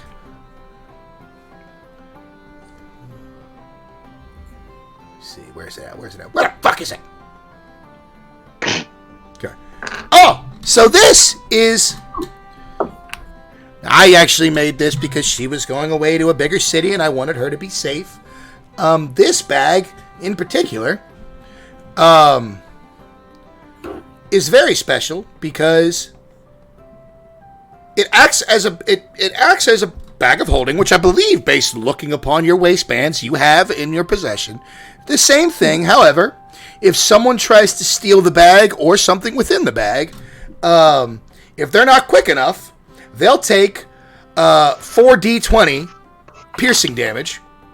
And if that kills them, they are transported to the realm of Muspelheim. And their soul is claimed by a demon. Ooh. How does it know who's trying to steal from it? It imprints upon you, similar to attunement, but without requiring, the extra, the extra slot that goes with that. And it would work with everyone in your party as long as everyone in your party takes the second to imprint to it. It takes only a couple seconds, no big deal. And also, if you try to store a cursed item in it, it spits it out. So, when you're out there adventuring and you find something that you don't know what it is and you want to identify it later, it can tell you out the gate if it's bad or not. Yeah, she was an archaeology major, but I thought that would be a nice little caveat, but she apparently said that that just takes the fun out of it. She died about a decade ago, but hey, you know, kids in their slow learning. Oh, it's not. I have more grandchildren. I've forgotten more grandchildren than I know about. Jeez. All right. I may be back. Oh, please. Well, that's the beauty of it is those who participate in the tournament. Has nobody told you this? Those who participate in the tournament, they get a ley stone that connects to all of the magical vendors here that you can use out in the field. It basically acts as a teleportation circle. You can attune to all of our stalls, and then once per week, I believe it is, maybe once per week or once per month, if you hit an influx of gold or magical items that you want to alleviate yourselves of, attune to this, and you can come to any of our booths at any given time. Very nice. Good Okay. to know. Yeah. Has nobody told you this? No, We have to No. win the tournament to get that? No, you have to participate. Oh, cool. Okay. So I'll definitely be back. Tell you More what, than once. did you guys sign up late? Yes. Yeah. That's why. They had like this big ornate deal and everything like that, a bit of a commencement speech and what have you. Tell you what, I've got one. And he'll go into the tent and actually he'll bring out, holding with both hands, because it's pretty good size for him, about the size of a football, a ornate flat slab, circular in shape, that with a Vegvasir carved into it, basically like a runic compass, with a bunch of different rooms all the way around. And it says, "This is already attuned to me." I also took the good grace to attune it to all of the other magical vendors here, doing each other a favor and such. So all you have to do is think of one of the 5 stores, say their name, and the Vegvasir will activate a 10-foot teleportation circle and take your entire party to that store. And you can do it once per store per month. So 5 charges per month. Good Interesting. to know. And I'll actually grab it because I carry the bag of holding. Okay, you're going to need... Give me a strength saving throw, actually. Oh no. Gloves on. That's right, you do. Actually, what is your base strength? 19. Yeah, I forgot. Yeah, you're fine. I thought it was still low. You're good. You're good. So yeah, you'll take it, and congratulations. You have your merchant Vegvasir. I'm gonna just hold it with one hand and hope he recognizes that I'm fucking ripped and put it in the bag. Oh, very stout young Fae. I recognize those gloves. I've made several pairs myself, so... Aww. There we go. That was cool. All right. Everybody does the first time they get to show off. I understand. Fair enough. Anything else that we are interested in? I mean, it's day one. I'm here, like, literally all week. I mean, you don't have to just spend all your time here. You're about to make hopefully. I speak out of turn because everyone's so confident. There's one party that's going around calling themselves A Big Deal. Like, can you imagine the arrogance behind that name? I mean, I'm a fan. You're but like, looking at him. that's Hello. you? We are a big deal. Oh my Unfortunately. fucking god. Okay.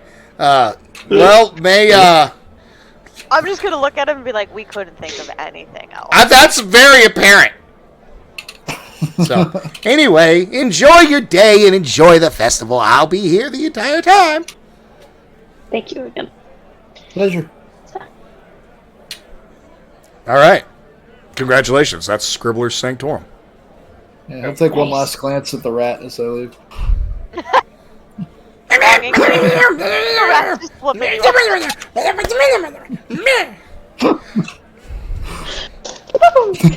Ciao. I'm gonna flip the rat off back. All right. Alright. Espen is gonna make her way to the where is the thing that's pulled up? Inked. Yes. Intricacies. Okay. Yes. Okay, you join. Yeah, we're all going. Wonderful. I'm going. Wonderful. Swoon! So this is set up as just simply a booth with a tent behind it. You'll see a stout dwarven male, black hair, gray in the beard, curly, short hair. Not necessarily unkempt, but definitely well traveled. With an assortment of designs and tables in front of him, and he'll look up and go, Welcome everyone. Welcome to my booth. My name's... Let me see what I wrote his name down as. Paul. Gimme. My name's Mordan, and I'll be your connoisseur of inked intricacies for the day, and by my fucking beard is that Goldberg Goblin's Bane. You will recognize this as the younger brother of your adopted guardian back from Dolrum. Oh, shit! Oh, What are you doing here? What the fuck are you doing here?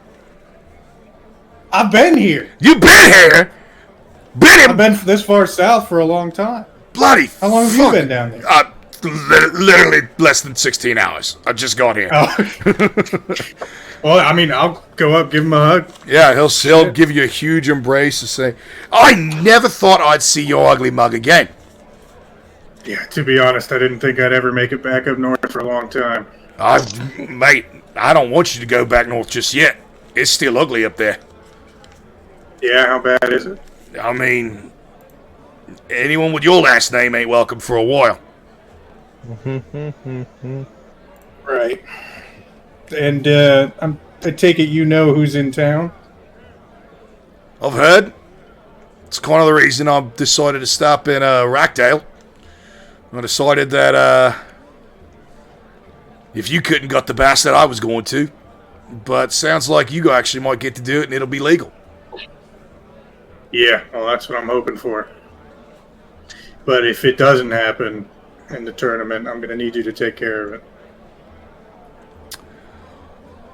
Mate, that's not my kill. That's not my kill. But I've already seen the tournament, and you're fighting them first. They're first? You all drew the mountain lads. I knew everybody else, and I heard about this squad with an odd assortment of characters. That was the last sign up, and they were the ones who drew the mountain lads. So I'm assuming that's you. What That makes would you be think us. we're odd? Really? You need me to go into detail? I'm just gonna look around at us and be like, we're totally normal. You've got a bird. Sorry, You've got a bird man, a bug girl, a weird little shape changer over there, a dwarf, and a half giant. Like, you are a cornucopia of oddities. Sorry, I'm where are gonna my look at manners? her, like, did you just call me a bug? I mean, look at your wings. Very insectoid in nature. Goldberg, you better get your friend. I'm gonna fuck ass. Everybody, this is someone I grew up with. Please be nice. I've been traveling with these individuals for a while now. They're good people. Well, I'm sure they're Yes, good they're people. odd, but I'm just busting balls. I'm sorry, lass. I've never seen one of your folk anyway, so... But yeah, stay away from the beach longship. Blood in the street. is that where they're staying? We figured that out No. already. If I tell you yes, are you gonna go try and kill him? I thought about it. Oh, I would keep it legal. I would Yeah, keep it. that's what I I'm would leaning keep it towards. legal. Delrum's drama means nothing in Rockdale. If you go there spilling blood that they view as innocent, you won't make it to the Sand. Now, Isn't that where they were spilling the rats? now, rats. Have you been amongst human folk much, my avian friend? They don't just sell vermin in fucking places. Like, nobody's that fucking poor here. What? That's a big city. I didn't know. It's moderate. It's not giant. If you think this is big, dog will blow your fucking brains out. It's okay. We'll set traps later. We'll get you some dinner. All right. If you want rats, go to the fucking crypts, mate. Jesus, or the sewers. Go to a bar. There. I want high quality meat. Come on. You want high quality rat. Do you not understand how that sounds? High quality rat. What the... Lord have mercy. I feel a bit like I'm being discriminated against. You're the one that said high quality rat.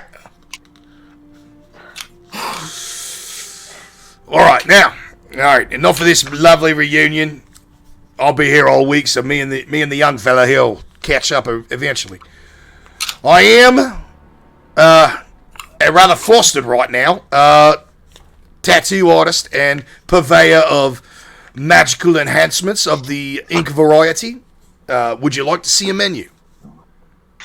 Yes, please. Mm-hmm. 1 second. All right. Jesus fucking Christ.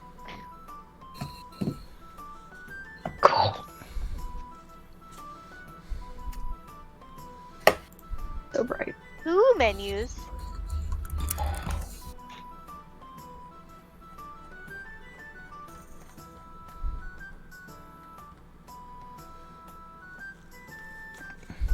Cool.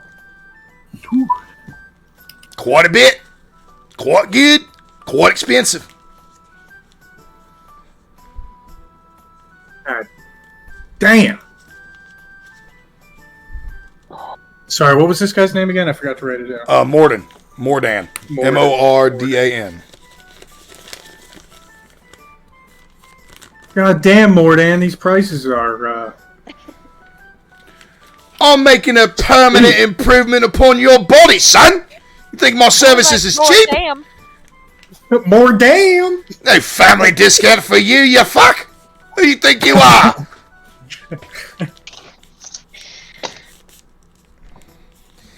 Right, look, I came here expecting to either strike it big with one of the guilds that was coming down to visit, or potentially, upon rewards being dished out in the arena, making some improvements after the fact, or in the future when folks strike it big, they use them funny little Vegvasirs that they've been giving out and chase me down and have me do it there before a big fight. Now, I understand it's expensive now, and that's a lot of gold to be asking for a lot of people, but if you have it, we can make it work. Guess I'll ask just about the ones I can afford. Let's So, mark of the anchor. Keep it the sailing theme. Mark of the frog. That was my next. Right, so the mark of the anchor is basically you anchor yourself to the ground and you're harder to knock over or to get pushed back. So you would get advantage against effects that would knock you prone or knock you back. Okay. Mark of the frog. Rip it. Mark of the frog? Mark of the frog. Mark of the frog. Where's the mark of the fucking frog? Does it make me semi-aquatic? Does it turn me into an amphibian? Wait, I'm already kind of semi-aquatic. More. Second. Where did it go? Why can I not find it? Where go? Mark of the Shadow's on there twice. Oh, one's average and one's ornate. For some reason, Mark of the Frog's not on here, but basically it would double your jump. Dick. I'm gonna look over at Espen just because I think I'm funny, and like elbow her and be like, "Mark of the soulmates." Oh. Careful with that one, love. That's I want to tell. I You mean, don't have the best friend. No, my husband's just gonna be like, well, I mean that was not bad, but it only works if you're close together all the time, always. So, We pretty much are at this point. all right. Well, the Mark of the Cellmate basically gives you a little buff to your armor, gives you a little buff to saving yourself in a time of dire need. Oh, and the unfortunate part is, and this is why it's called soulmates, whenever one of you gets hit, you take half damage, but the other one takes the other half. Permanent warding bond. So if all 5 of us get it, It does not. It does not work like a fraction. Everybody would take half the damage of a blow that you would take. oh, How's the cheetah? Cheetah? Cheetah. Oh, that one's not bad. Once per long rest, you get a little bit faster. What's the mark of the pacifist? Ew. Mark of the pat. What the it's a little fuck? little late for you, bud. You've got it on there. You're the one. No one's ever fucking asked about it. It's part of the It's part of the kit. So once per long rest, you can cast Sanctuary. oh. Nice. That's what we have him for, though. Does the cheetah speed boost the It's 10 feet. What? was I gonna ask? You good? Is it the Tabaxi once a turn double, or is it a speed boost? What do you mean? Because you said you get a little bit faster. I was just- Yeah, you just get a 10. You Maybe. get a 10-foot increase to your speed. Oh, okay. For an hour, once per long rest. Do you have any marks that would make, for instance, magical attacks more potent? Interesting.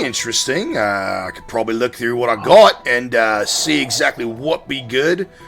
I got stuff that makes it easier to hit people. I've got stuff that when you do hit, I think it makes it a little bit stronger. What exactly are you looking for? How about the one that makes it easier to hit? Okay, well, I got one that's Mark of the Archer. Basically, you added +1 to all your range attack rolls when you're using something you're proficient with.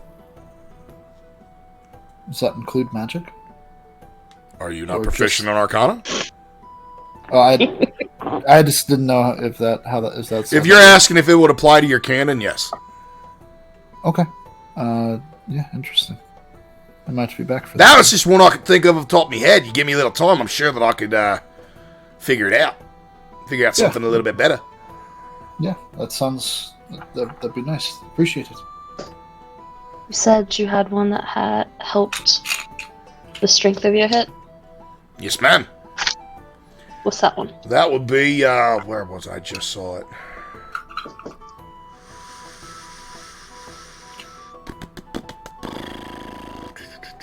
One second, y'all.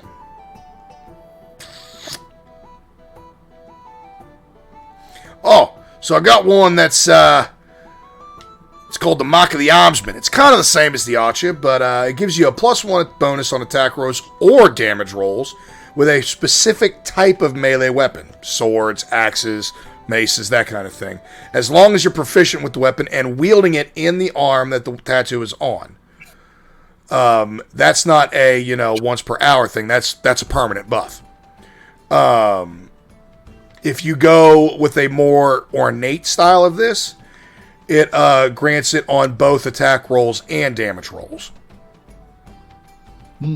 Now, the ornate, I think, would, let me see. The ornate would do something different. It would I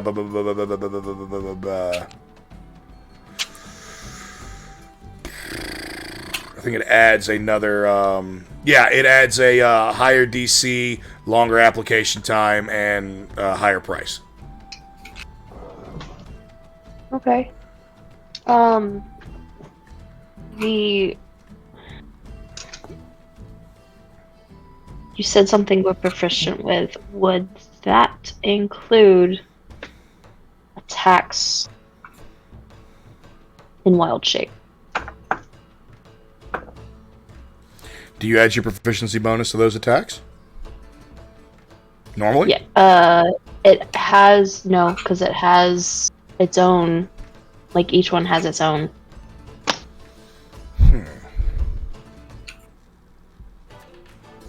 It adds the proficiency bonus of the creatures to hit. I would have to say yes. I would have to say yes.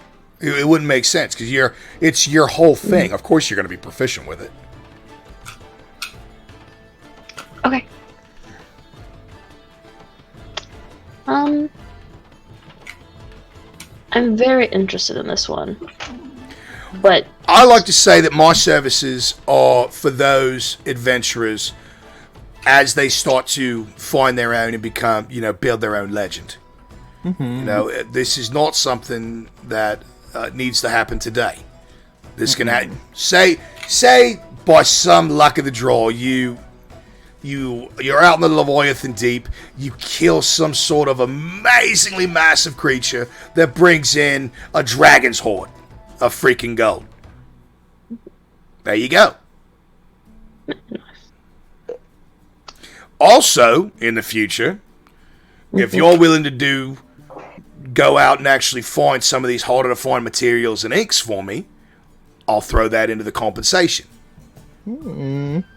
If you bring me the materials, that will significantly drop the price. And, because I love me boy here, if one of you that's a little bit more dexterous in the fingers would like, over time I could teach you how to do it yourself. But that will take that'll take a little relationship building outside of me nephew here. Understand that.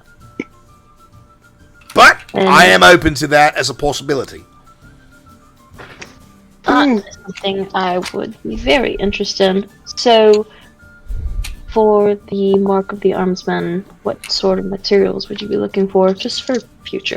Well, let's just say that if we want to call it an ornate build, which I'm guessing you would want not just the attack or damage, you would want them both, right? Mm-hmm. What I would say is it would have to be a pretty high quality ink for that sort of boon, which, is not the easiest to find. Let me think on it, love. I was not expecting this today, and I've already had my brain shocked once. So, let me, not many take that potential route. I'll say that you would be one of the few interested in that. So, I want to make sure we do it right and do right by my boy, and we'll come up with something. Sounds good. And just for you have a ward of our Spirit of the Bear. What does that one? Oh, the spirit tattoos. Those are mighty popular. So the Spirit of the Bear, it permanently increases your Constitution by 1. All right. Same thing with Bull for Strength, Cat for Dexterity, Eagle for Wisdom, Fox for Intelligence. Eagle for Charisma, my apologies. Owl for Wisdom, and Spirit of the Stag gives you a +2 bonus to Initiative. Very nice, very nice. Okay. One last question before I leave you. Yes, love? If I were to do the simple Mark of the Armsman, could I do the basic one now and then find the components and we work out a deal later? Interesting. Let me see what that price is. 2,000 Doing the now. outline and then the shading. Tell you what. I could do 2,000 now and the extra 1,500 later. Okay. Yeah, I could do that. No problem. Yeah, I would like that then. All right. So, Let's, and if that's what you want he's to do. She's gonna pull up her sleeve and be like, "Could you incorporate it into what I already have?" Oh, love and honest, of course. Awesome. Of course. So, that's medium simple. Okay. Right, that one's small enough. I don't think we need to go into the actual time tent. I think we can just do it right here. Maintain some conversation with me, lad, and all your friends, and I'll have it done before the end of the day. Eh? Right? So, that's 2 plus...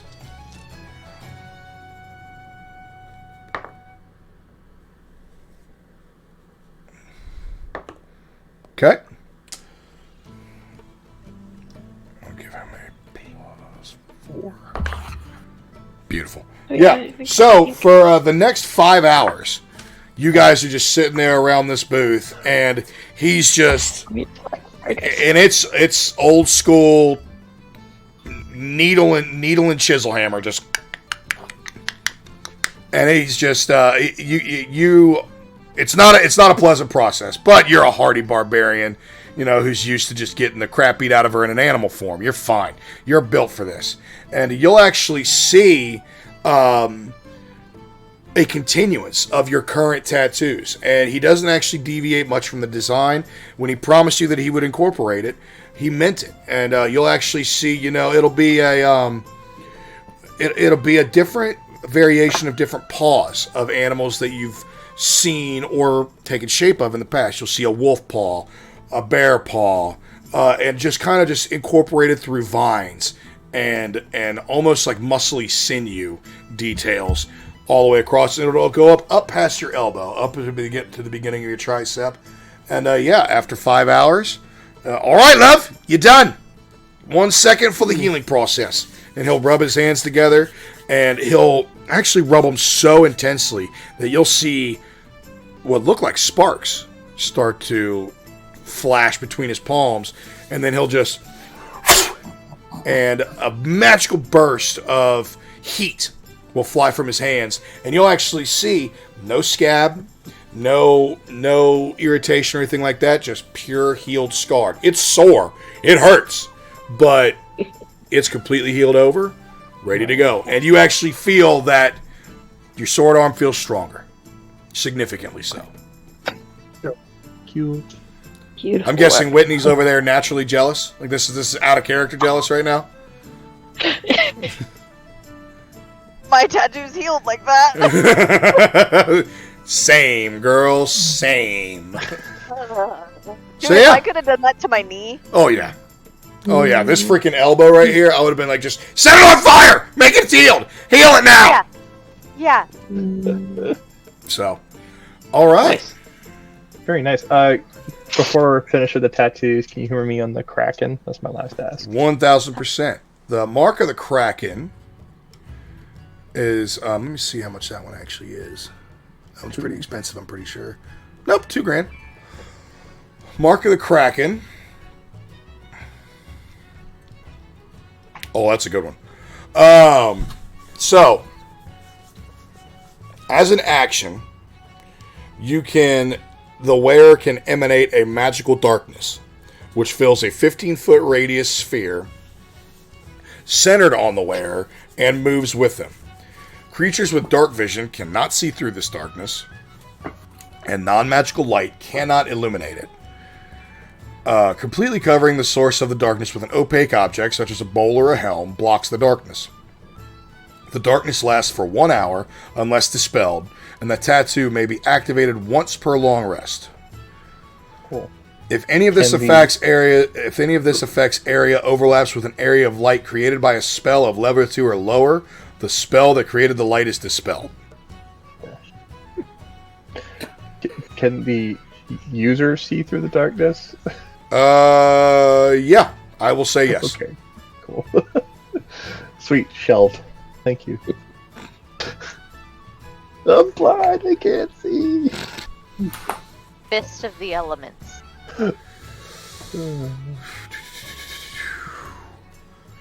Okay. As an action, the wearer may wreath their fist in elemental energy chosen when the tattoo is first applied. The wearer's unarmed strikes are considered magical and deal an extra 1d6 plus 1 damage of the chosen elemental type. If inked with elemental ink, which is laid up here, in the same type as the damage, attacks deal 1d8 plus 1 damage of the type instead. And then it goes into everything about all the different elements. And this effect lasts for an hour until dispelled. And you can activate it a max number of times equal to the wearer's proficiency bonus between each long rest. So I think that would be like 3 times for you guys right now, right? So. Yep.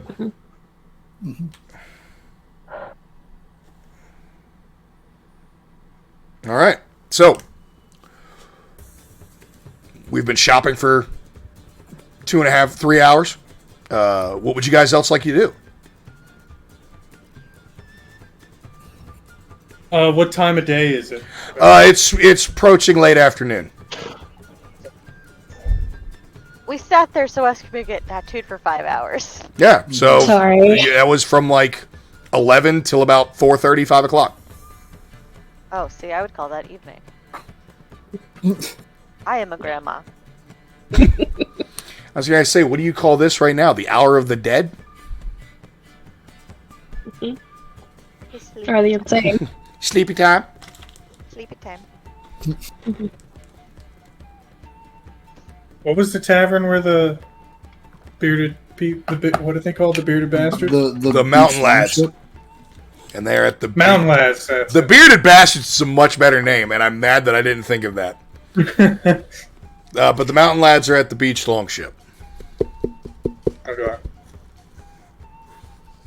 That's where you're going? No. I kind of want to go have a conversation. No. No. No. No. No untoward violence. But No. I think it. Do we? I'm gonna sorry. look at him and I'm gonna be like, the I first just want to time talk you to him. saw them, I just want to talk to him. the first time you saw them, you were ready to commit murder right then and there. I'm not gonna let you go back over there. I've thought it through. Have you? Yes. We can go over there. We can scout things out. I don't have to say anything, but it might help us to know the first, contestants we're going against. I'm gonna look at your tattoo artist friend, something dab man, whatever. Morden. What do you think, Morden? And I'm gonna be like, do you really think he would be able to go over there and not want to murder him right now? No. I wouldn't. But he's a grown man. Before, how about this? We go get some food, because you know you get hangry as well. So Eat a Snickers, Galbert. Come on. We'll get you a rat, okay? You're not you when you're hungry. and you just as much information as you want as to what we're getting ourselves into, because you know we have your back. We can go and get food back at the inn and talk to Taco and see if he knows anything. That too. Okay. There's also several vendors, just saying, that look. Yeah, let's get some We street. get another a little vendor? then to get back to the room. We've got a whole nother day to scout them out if we need to. Exactly. Yeah. Actually, A day two, and a right? half. Because the Yeah. day before will be Yep. the. I would let you blood Yeah, cove yeah. for the next 48 hours. If it was me. So what? What was that? This is Morden talking to Galbert. I would What let did you. he say? I would let your blood cool down for the next 48 hours. If it was me, you got to be smart. You got to make it to the arena, and then when you get to the arena in the team combat where death is legal, you cut that bastard from cock to chin. Ooh, They don't know you're here right now. I'll see. They don't know you're here right now. They think you skipped. Kinda- They think you skipped the archipelago and headed south. I don't want them to know. Then let's lay low. Let's go talk to Todco. See what he knows. Lay low, Let's not risk and then it. when you hit the arena in the team combat, you announce your presence with fucking gusto. Mm-hmm. All right. Sounds like a plan. Let's go eat. The rats! For the rats. Morden, where can we get some rats to eat? We know it's your favorite food. I don't fucking know. Shit. I've been here for a day. Right? I think if you want to eat That's fair. rats, if you're wanting to eat rats, really? Like, come on, mate. It's better than that. Hey, man. Fucking pigeon's better than rat. A lot of days on the road, sometimes you eat what you can get. Okay, that's all I'm saying. How the fuck would you know? I walked my ass down here. How did you get down here? Like a smart man on horseback with a carriage. Growing soft, Morden. I'm It's old. kind of hard to do when you're running from the law. Running from the law, but you're on foot, which is 3 times slower? That's just bad planning. I'm All sorry. right, I'm sorry. we'll find our own rats. I'm not actually the one running from the law, so I don't know. Right, if you got a place to stay, go back there tonight. Alright? There's still plenty of vendors tomorrow. You still got 2 days before the arena even kicks off. Alright, and you need to have a drink and calm the fuck down. It's actually going to go work with Thorgrim on something this evening. If you'd like to join. Oh, Thorgrim? I've already made my peace with that old cuck. Fucking, I don't need to. You don't like him? Different artisans, different goods. He's a bit of a cocky fuck. All you dwelling twats are. Reminds me of me brother a little too much. I'm just, if I wanted that, I'd go home. Okay. If I wanted to disappoint a blacksmith, I'd show up for Sunday dinner. All right. For all your tattoos, then. Hey, I'm the one making money. He's the one still living in the same shack. How much gold you got? That's a fair point. He's got friends. Right. I can buy Like friends. you. Can you? Yeah. Yeah. You've got gold. Yeah. Just, yeah. Alright. So let's head back to what's it called? Midnight Rust. Midnight Rest. That's it. All right. Raiders something. Raiders blank. Opposite side of town. Come on, guys. Keep up. Mhm. All right. So you head back to the Raiders Rest. Nope. No. God damn it! You fucking got me. Midnight. You head back to the Midnight Rest. Yeah. All right. Fuck. Got him.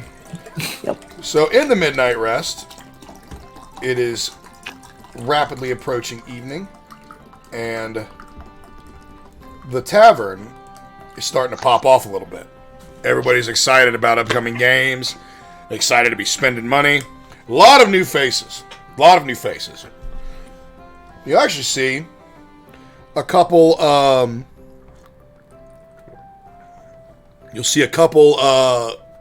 what look to be fighting parties scattered around. A couple just look like regular raiding crews, some with some more organization or other, but you do see 2 very exotic looking ones. One is a party of Dragonborn, and you'll actually see Damien sitting amongst them. Nice. They were stationed, or you were told they were staying in the Silver Quarter, but it seems that tonight, for the evening, they have come down to the Rabble and decided to party it up. Hell yeah. Another group you see is rather interesting. It's only a group of 3, but you'll see a halfling that looks to be a little more drunk than his compatriots. You'll see a high elf sitting there that's got some weird looking scars on his jaw, and then you'll see a very large black minotaur Oh really? sitting there. But the rest are just, normal townsfolk looking to have a good time. Thorgrim's there, Astrid's there, Tamara's there, Godie's there. She's actually sitting with a couple other ladies that look very similar to the way she does over in the corner.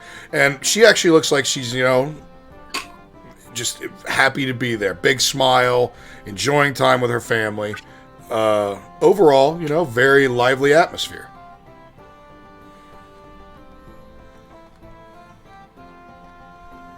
Nice. I suppose we'll get something to eat. All right. So, what would you like to do here now that you're here? I'm gonna actually look at Artemis and be like, do you genuinely want a rat?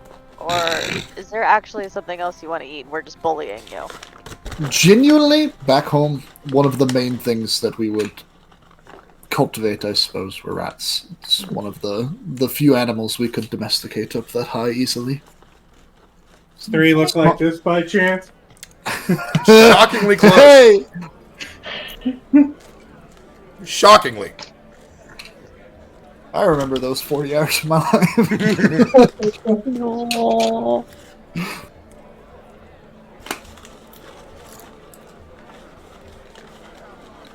Alright.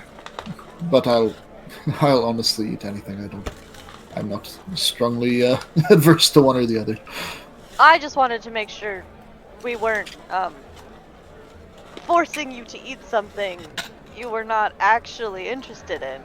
No, I've eaten quite a lot of rats in my day. It's the primary meat that we got back home. Okay, well... Makes me a little nostalgic sometimes for home, because they don't serve it very much in the land places, but... I'm not going to go up to the barkeeper and ask him for whatever rats he's caught today. I'll do it! Hey, I'll do it. That sounds hilarious. No, I wasn't joking about high quality meat. I'm not looking for sewer rats. DM question: is there a forge at the Midnight's Rest that I could use? No, but it is across the street from the Shattered Shield. Okay. Or the Splintered Shield, sorry. Hey Artemis, do you want to help me make something? Oh, always. Idea for a helmet. Could use some finer touch. Oh, well, that sounds like an interesting challenge. I'd be absolutely down to help you for that. Sounds good. We'll probably take care of that when evening really hits. Is it about nighttime now? By this time, the sun's going down. Yeah, the party's kicking up. It's officially evening. Woo woo. I'm going to stock up on some ales and probably see whoever wants to join over at Thorgrim's Forge, and going to go work on the helmet I sent you, Yep. Jake. Yep. I'm going to be like, I can carry anything you need. And just like... Here, hold this anvil.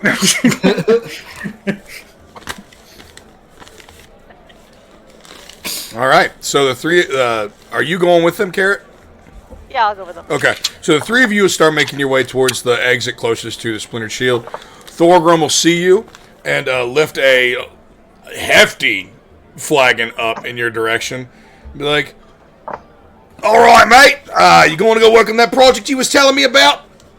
Yeah, is everything opened up back there? Hey, here you go. And he'll pull the key from around his neck. Lock up and bring it back.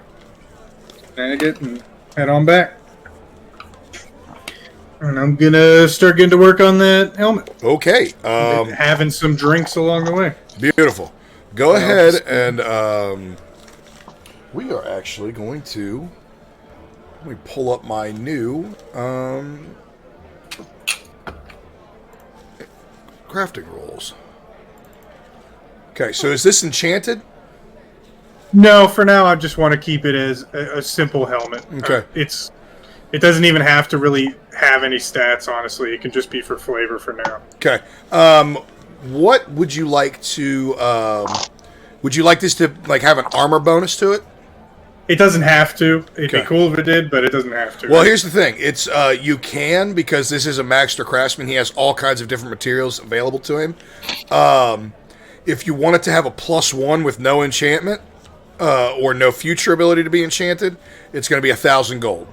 If you want no bonus with with enchantment of different levels, it's going to be anywhere from 640 gold to, it could be 5 to 10 to 16,000 gold, depending on what you want to do to it. Can I just do like the base shell of it for now, and then enchant it later? Is that possible? Yeah, 100%. That's what I'm saying. Like okay. It just depends on what, and I'll send you this PDF so that you can have it since you have access to both these skill trees now. I will send this to you, and we will start working out some details. But right now, so what kind of enchantment do you want on it in the future? I don't know. I don't really know what the options are at the moment. Whatever you can think of, my friend. I was thinking a breath weapon would be pretty. A breath weapon. Okay, that is 100% on the table, if I remember correctly.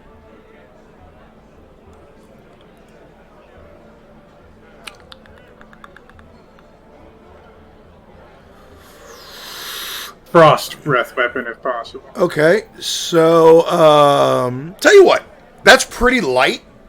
We will go ahead and call that energy enhancement. Okay. That will cost 640 gold down the line. So for a base one with that enchantment, that will be it's going to be able to be enchanted later on. It's going to be 640 up front plus the materials for the enchantment later on, which whatever that will cost. So you want to go through, you have a couple different options. So you have steel, ironwood, dark metal. No, you have steel, ironwood, or novite, which steel is just, that standard hammered look. Novite, let me think about that one, what that one aesthetically would look like. I want to say it would probably have like a burnt bronze, like a dull matte bronze kind of color to it. So it's whatever you want. I think that would probably work for the reference picture I have for it. Yeah, so he has multiple novite ingots, and he's showed you this when you're working the forge together. That'll give me 640 gold, and let me see what the DC would be.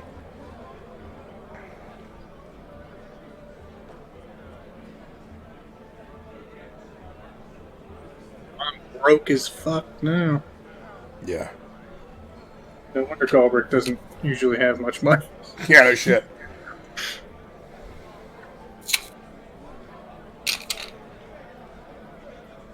Okay.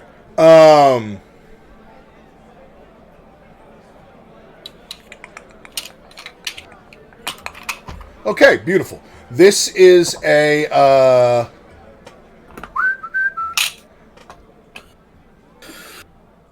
Okay, so since it's so low on the enchanting skill, and based on your current skill right now, this will be a DC 12. Okay? Yeah. For what? This would be dexterity, and add your proficiency bonus. Do I give him the help action? You absolutely can, yes. And Carrot's also there if you want to add that additional +2 and get those helps to stack. Yeah, I'm helping.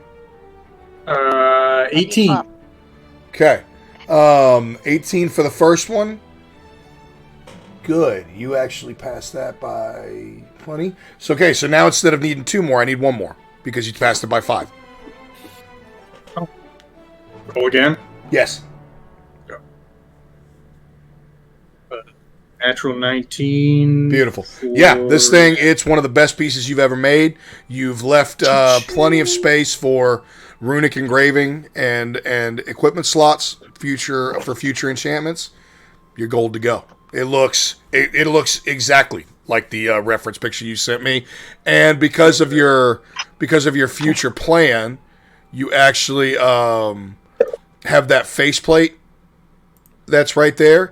It actually operates on a opening like gate system, and you notice like you've set it to where when you flex your jaw a certain way, it opens up. Bougie. And it's It's got the Winter Hill crest on the forehead. Beautiful. Yeah, looks great. Looks great. Hell One of the yeah. best pieces you've ever made. Yeah. I guess Artemis will look over at the helmet and take out his pipe and light some tobacco in it. Just kind of look at it approvingly, like, Yeah. Albert, this is Sitting on an anvil. I'm drinking out of the new drinking horn. a piece of art.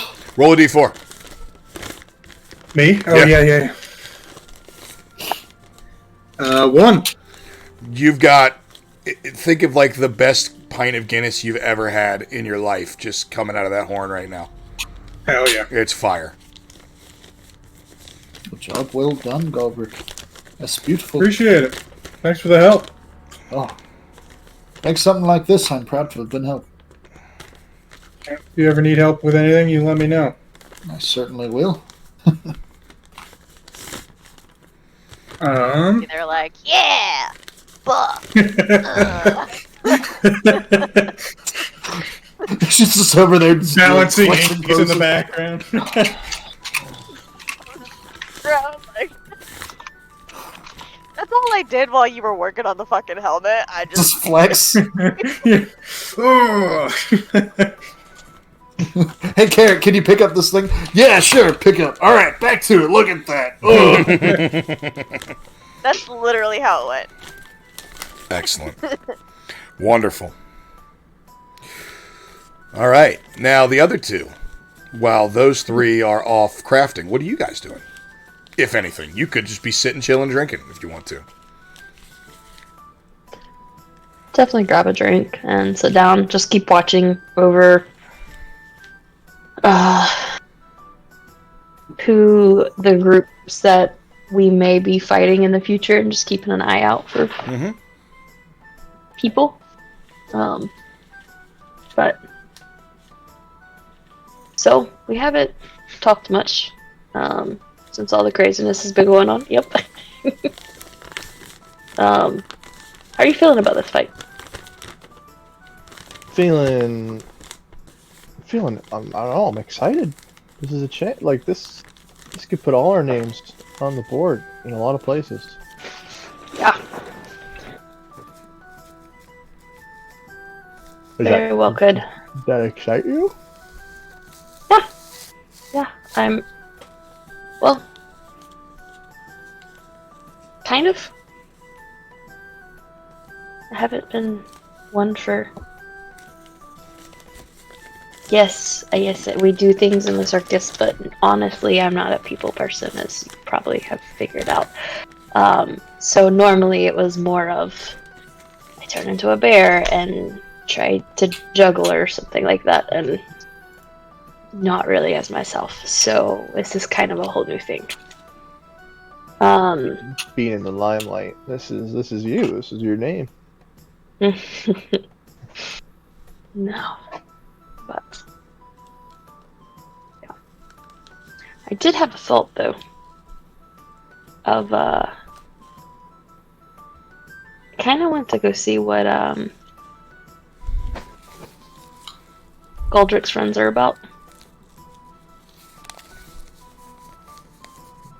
Do you think the two of us should go find out? Maybe just go grab a drink. You can go grab a drink there. Just take a look. They don't know. They shouldn't know.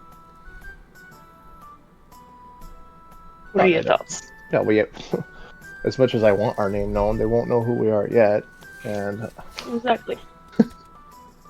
just to see what we can see. You can, maybe just to be extra sure, we could put on a facade of some sort. I look around the pub and I try to see the most average person I can find. Okay. I want to It's such an Pick odd out a way of nobody. putting that. Watch, he disguises himself as the Minotaur. There's 20 options. If I roll a natural one, he's a 7-foot tall black minotaur. It's a natural 2. So, Yeah, you just see a This large. represents my judgment. you on see the- an above average, large, just standard looking Viking raider, bit of a pot belly on him. Nothing crazy. It would fit exactly what you need. Perfect. Gonna look over and be like, that's a new trick. Huh. Okay. I can't do that. So Pop the collar hood up. Puts on glasses. yep. Mustache. Mhm. Hood and glasses go up, and Taco passes by. Hey, anybody see a giant and a druid lady? They were just sitting right here. I don't know where the hell they went. They have an open tab, just making sure they're not skipping town. Did we buy a drink? I figured we'd buy them as. Sorry, Topco. I thought we paid. Here you go. No, your disguises are that bad. That's I was saying. Like, I was coming to make a joke. Oh. Humor. You know I don't get it. We just established I'm not a people person. I'm Guys. sorry. If you're going to do some scouting of competition, nobody knows who you are. You don't have to be weird. Alright? Go on. Scout the town. Scout the town. Enjoy the evening. Don't worry about it. Oh, why we're here, Topco. The ladies that Goldie's sitting with, are they part of the fight? They are. They are. You wouldn't see them till the finals, though, if you did have to go against them at all. They drew a rough. Okay. They drew a rough first round, if I do recall. Those ladies are of the Nightshade Coven, and while they won't die, they drew the Sanguine Elite, who are here for violence and specialize in it, from what I've heard. So I would not be surprised if, when things start turning south, they just forfeit. They are, much like my friend Godie over there, they are of the arcane majesties and not of the melee arts. Okay. Good to know. Thank you. So, My pleasure, darling. no. Now, Those those trio over there, they are also part of the competition. They are going to be pulling from some standard Viking raiders. They are calling themselves the Southern Saviors. Don't really know why. They're from some area that I ain't never heard of before. It's from a good little jaunt away, but they showed up on a boat, said they wanted to fight. I'm not expecting much. They got to fight half giants in the opening round, so. Oh, our friends, the Terra Firma. Yeah, Terra- that's their opening yes. round. So, a couple people Poor feel like. Team Dirt. Poor Poor Team Dirt. Yeah, that little bastards over there got some weird little weapons, but I mean, I've seen those Terra Firma guys. Those three may be something special, but the Viking raiders that they're going to sign up ain't seen nothing like that before. Understand that. So, either way, though, nobody knows your face, nobody knows your name. They'll worry about it on the day of the roster. If you want to go scout, go scout. Ain't gonna hurt you none. Had a little fun in the town tonight. I appreciate it. No problem. Be safe. Oh well. When are we not? Ever. It's got a point. All right, so you are making your way to the beach longship, yes? Make him away. All right. You've never been to the beach longship, so go ahead and give me just give me a survival check. We went the time. No, you haven't. And then we promptly backed out of there, didn't we? Nope. Oh. You never. Wait, this was the ship that was upside down. I think we walked by it though at one point. You You might. should survive. You might have walked by. Okay, in that case, you've never been in it, but you know roughly the general area it is. Go ahead and give it to me with advantage. It's not a massive city. Saw Galbrick's murder friend. No, you were told that's where they were, but you didn't know. Oh, okay. 21? No problem. You guys are very comfortable in this city at this point. I'm sure the freaking druid had even higher than that if possible. No? Well, then fine. Maximus, you know exactly where you're going. You know how to chase down a stiff drink. So you make your way to the beach longship, And it's bumping, but it's a little bit different. A little bit different vibe than you got from the Midnight Rest. Rougher crowd. Much rougher crowd.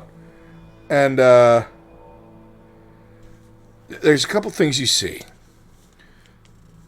First off, normally you've heard a good reputation about this place. It takes care of its patrons. And it's usually a pretty lively crowd, if of a, lower fiscal class. That is not the case this evening. This evening, in particular, you see 2 groups hanging around. One is, let me make sure it's just 2. There might be more. Let me see. 1 second. Yes, it'll be 2 groups. One is a group of 5 dwarves in different shades of armor. One in particular in a more ornate set of armor than his compatriots. The other group is over in the corner, not really interacting with anyone but each other. And they are all... There's no bulk to them, but they are in jagged, spiked armor that Espen, you definitely have never seen before. Max, go ahead and give me a history check.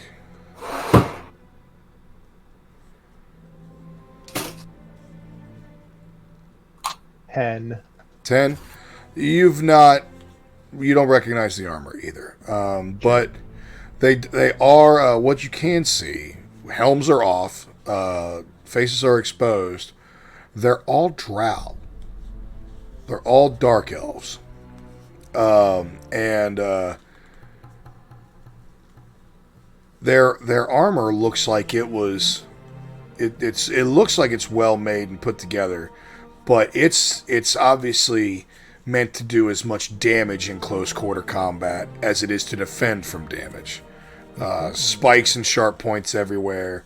The greaves and gloved fingers are covered in sharp edges. Very, for those of you Lord of the Rings nerds, very Nazgul vibes as far as gloves and spikes and everything like that. And they're not, engaging in any conversation outside of each other. It's obvious that they're not from this area. And they're just, you're not getting like, we're gonna slaughter everybody here vibes. But you, based on the vibe that they're getting and what you've heard, you have a very good feeling that this is the Sanguine Elite. Who you were also informed was at this bar. And that would lead you to make the assumption that the Mountain Lads are the other dwarves. So once you see those, you see behind the bar, oddly enough, a half-elf woman, but it looks like the elven half of her is drow. She's not giving the same vibe at all as the other ones. She's sitting there cleaning a glass, keeping her eye on everybody, but at ease. And she's very well dressed. She has a very long Viking braid going down from the center of her head all the way down her back, with shaved sides of her head. Platinum white, dark skin, but nowhere near as sharp, as pronounced cheekbones or sharp jawline as a normal drow. So you can definitely see some human characteristics. The ears are not as pointed, not as elongated. The eyes aren't near as intense. So it's just, hello, a couple more customers. Hopefully you can actually pick up the ambiance of the place this evening. What can I get you? My name's Aliston Tambra. Aliston, Alystin. Tombra. T''A''MBRA.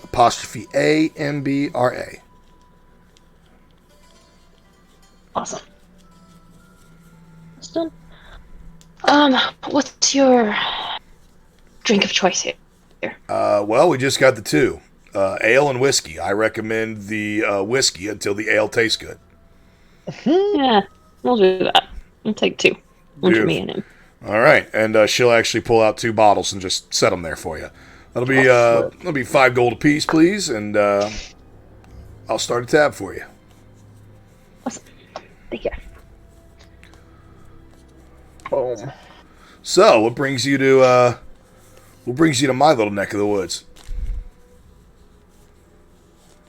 We're just here, wanted to watch the games, so we heard. We've been visiting around town. Okay. Newcomers. So. Wonderful. Hey, I'm always down for extra business. I know that these 2 groups of upstanding citizens have kind of scared away my normal fare, but hey, money's money, and I'll take it, and they pay generously. There you go. So, You say upstanding. Have they caused you any trouble? outside of intimidating the locals, no, but I can handle myself. I'm not worried about them. Oh, definitely. So, I'll leave you to your drinks. You guys can go ahead and make yourselves at home here at my bar. And she'll kind of go back to cleaning her glass, you know, the normal busy stuff that bartenders do, not to make people feel uneasy in an empty bar. There you go. So what would you guys like to do? You came here to scout some people out. Do we go as far as talking to some of them? Do we want to play our hand while we're here? I'm a little wary of that.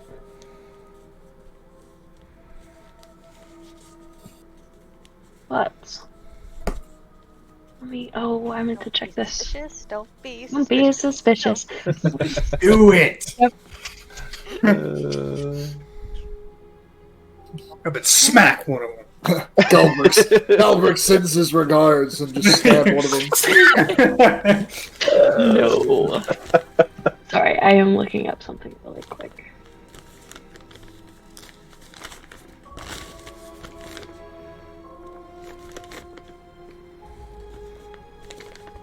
I forgot how itchy healing scabs are.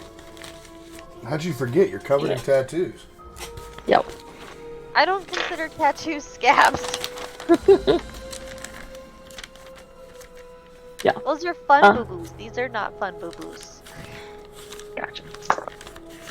So, looking at both of these groups, can we? Because I know we're going to get more information from Ulrich later, but can we surmise if they're more? Like, I'm guessing the Mountain Lads are more heavy. Armored? Melee. Yes. Okay. You see, I said there were 5, right? So you see the one in the ornate armor carries a pretty ornate warhammer. He has his armor is made of a very fine material. You can't tell because neither of you are very craftsman inclined. But you do see that it has a very ornate crest right there in the center of the sternum. Give me a perception check, please. Probably ugly. Probably some shit armor. Fucking Galbrick. Comment. I bet it smells. I got a 19 and then it rolled over. Yep. I got a 9. So. Okay, Maximus? I would gladly hop in on that. 20. Flaccid. 20? Okay. Hey, Wheezy, I need you to do me a favor. That's, What's what's your crest look like? I'm literally generating it as we speak. Okay. Nice.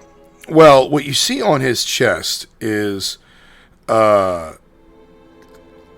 two crossed weapons. One is a large greatsword, and the other is a pickaxe on a heraldry surrounded by what looks to be dragon's wings, kind of furled out, embroidered with gold. Nothing crazy, but definitely distinct. You also notice that this doesn't match the sigil on the Warhammer.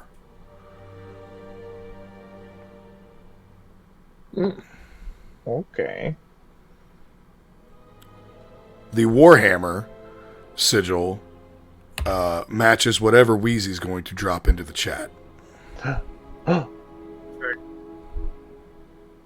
here, thieves! And they're all like kind of huddled over, but the other four are definitely adorned in similar style armor.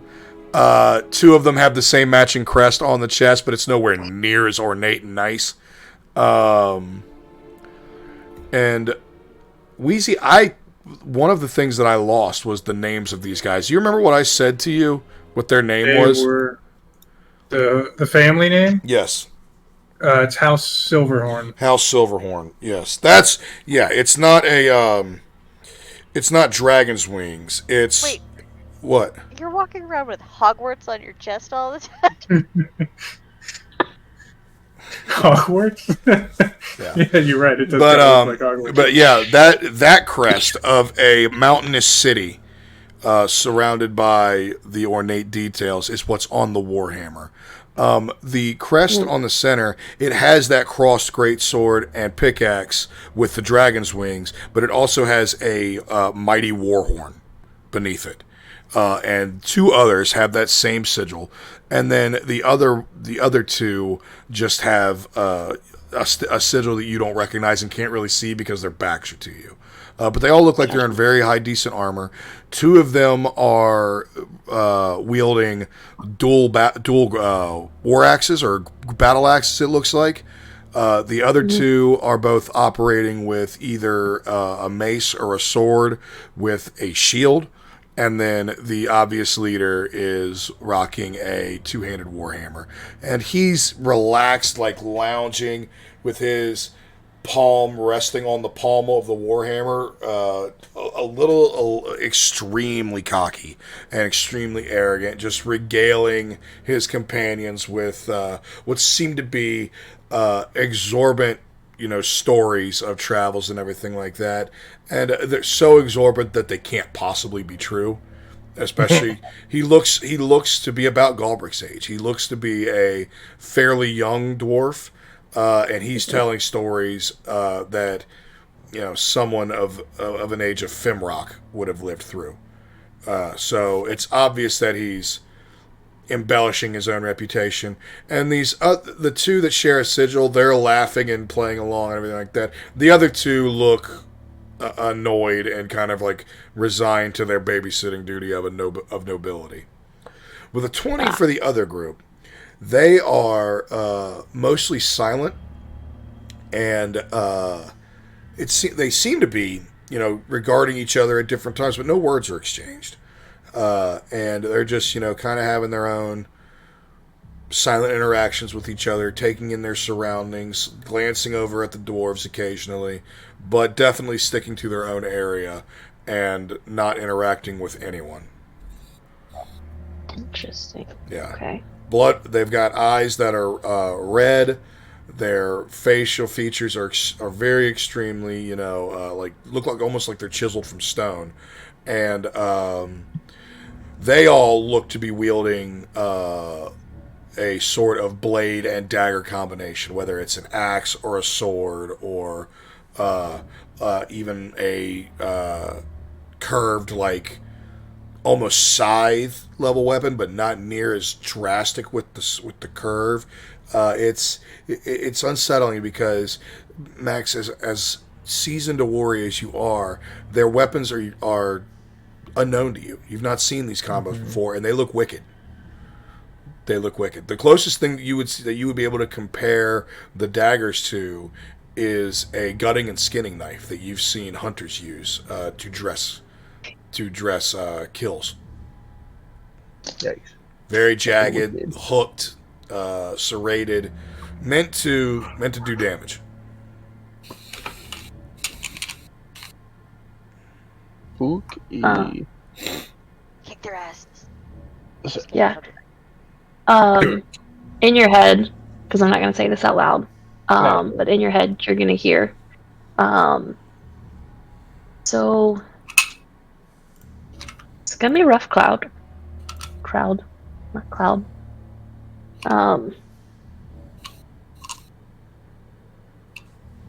That group over there, I think the ornate one's the one he's got a beef with. I would probably put money on that. The crest on his hammer matches everything that Galbraith wears. Oh. Oh, okay. I think without any insight from Galbraith, that screams beef to me. Yeah, he's a cocky one as well. So I'm eager to hear and find out what we can, but espionage isn't exactly my strong suit. Did you have anything more in mind to get closer to these guys? I had an idea, but I realized that out of all the people we bought, the two that probably are the worst at talking to people. I am very good at talking to people. Oh, well, you are better than I I just don't think it through sometimes. Understand. Well, I mean, we Please could go talk to them. we could buy them. Please go. Let's. Yes. Buy some drinks. Do it. Do it. Execute Order 66. Let's do it. I'm gonna buy an ale. Well, what's the dwarf drinking? The ornate. Fuck. Is he drinking ale or whiskey? I don't know, that's a DM question. You are drinking whiskey right now, if that was the question. No, That was the, not the question. the dwarf. I'm trying to figure out some critical Yeah, stuff that I've okay. discussed in the past. They're all drinking ale. They've definitely consumed enough whiskey that the ale Cool. tastes fine. Nice. So let's grab a thing of just.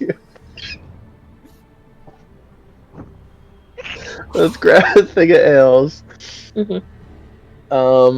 I think I wanna get him to talk about this hammer. He's flaunting it about. I think. Well, let's just try to fluff him up. Maybe we can just goad him into bragging about it. That's a cool hammer you got there, bud. Yeah, I'll I'm gonna cast Distort Value on my own Warhammer. Okay. It makes it look really nice. All right. I guess. Why would you do that when more you just than- purchased a brand new longsword of legendary that looks true, but stunning? I don't want to flaunt that one too much. Okay, He fair might- enough. He might like it too Fair much. enough. I don't want to outdo him. I think my sword's too good for him, so this is like it's the stepping stone, right? Got that. Easy, check your phone. Yeah, I double its perceived value by adding illusory flourishes and polish to it. Nice. Yeah. Wow, now it's worth 3 Yeah. gold. So, I'll admit it doesn't look nearly as good as the one that he's wielding, but it now looks of a similar make. Yeah. Yours looks like a similar make, but it was actually used for things. That is a wonderful way of putting it. Yes. Yes. Yours looks like it has been appropriately used for its intended purpose before tonight. His is a decoration. My dick. Alright, so we don't ask too many probing questions, Got it. but just go over there and let him do more talking. Wonderful. and maybe give the babysitter some breaks. Cool. Babysitting. Okay. Why do I feel like when Maximus is agreeing to things, they're flying just right over? Yeah! Like, oh yeah, totally, 100%. Love it. Glad we were all having the same thought. I fucking love it. I walk over. It's just the way he sits there and he goes, uh-huh. Uh-huh. Oh, yeah. I sit the Like an excited round puppy. of beers I got for them on the table, and I Sup, bitches? satirically put the head of my hammer down the same way he's kind of like rocking his, but like, we're comparing hammers over here, boys. Excuse me, my large giant friend. I don't know if you know who we are, but we don't know who you are. So, where we come from, introductions are made before hammer is laid on table. I put my hammer before my mouth. My apologies. Please call me Maximus. Maximus. Pleasure to meet you, large Maximus friend. My name is, well, I am of House Silverhorn, and these are my cousins of House Silverhorn. And, first names shall be exchanged after blood is spilled, yes? I could get behind that. And, I see you bring drinks. This is good introduction technique. Much accepted back home in Dolorum. So, please sit and enjoy our company. Wonderful. I guess those drinks would have set me back some, wouldn't they? It's cheap shit ale. You're talking like 2 silver. Okay. 2 silver for a bucket. Like, you're good. Okay. Oh shit. This is the lower end of town. Yeah. Hey, man, peasants doing peasants things. He told you they serve rats. Yeah, what's As far as rats and natty light. what's the PBR of Rockdale? Whatever this place is serving. $5 a pitcher. Yikes.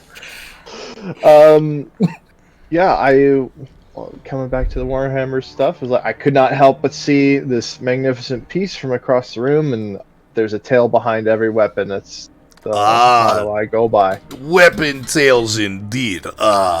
This magnificent piece of destruction and death was obtained by my family in righteous combat.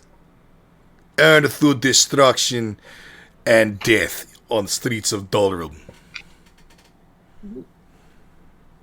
Don't say. So you went against Dolorum. You're at war. Oh, Dolorum is city I hail from. This is former mantelpiece of House Winterhill. No longer in existence. It looks like a mantelpiece. Do you get a lot of use out of it? Oh, I claimed it from the Patriarch's rotting corpse myself. Split his skull like cantaloupe and pissed upon his grave. Whew. You're pissing me off, and I'm not even there. It was a good Oh, idea. what Let Galbraith go. I wonder why Galbraith hates these guys. I don't. It's a mystery. I don't know. Yeah. Well, it sounds like you did them all in. Then surely there's no one else to. There was one son, but he ran away when he heard cries of pain and sorrow from his beach mother. Oh my god. Aspen's just gonna be back at the bar, like, this guy's gonna die. No. We're all gonna want to kill him before we even fucking. But you seem to have somewhat magnificent piece yourself. Explain your weapon of choice, please. Oh boy. This old thing? It's been Like, been I'm around on the it. block. You can see. Yeah, I keep it shined up like yourself. You gotta pay a lot of respect to the weapons you use. So it's a little beat up, but Oh, it's not respect, it's just weapon. Just used for purpose and then hung back up. Fuck this. I have 10 of these. Fuck this one. I bring this one because it means nothing if it breaks. I'm gonna kill this motherfucker. But as much as I can understand. respect another warrior, Hey, I know I respect myself enough to disagree with you. I think there's a lot that goes behind a weapon. to each his own, is right of warrior to respect his property in different manners. I respect my property by bashing it across inferior skulls. If I were to having myself a collector, what would it take for you to part with such a weapon? Oh, this goes where I go. Okay, just, weapon's a weapon. You put it up when you're done with it. Oh, it's not weapon itself, it's message weapon sends. Okay. Back to the story about it. Just Exactly. Story is valuable. Weapon is weapon. It's nothing.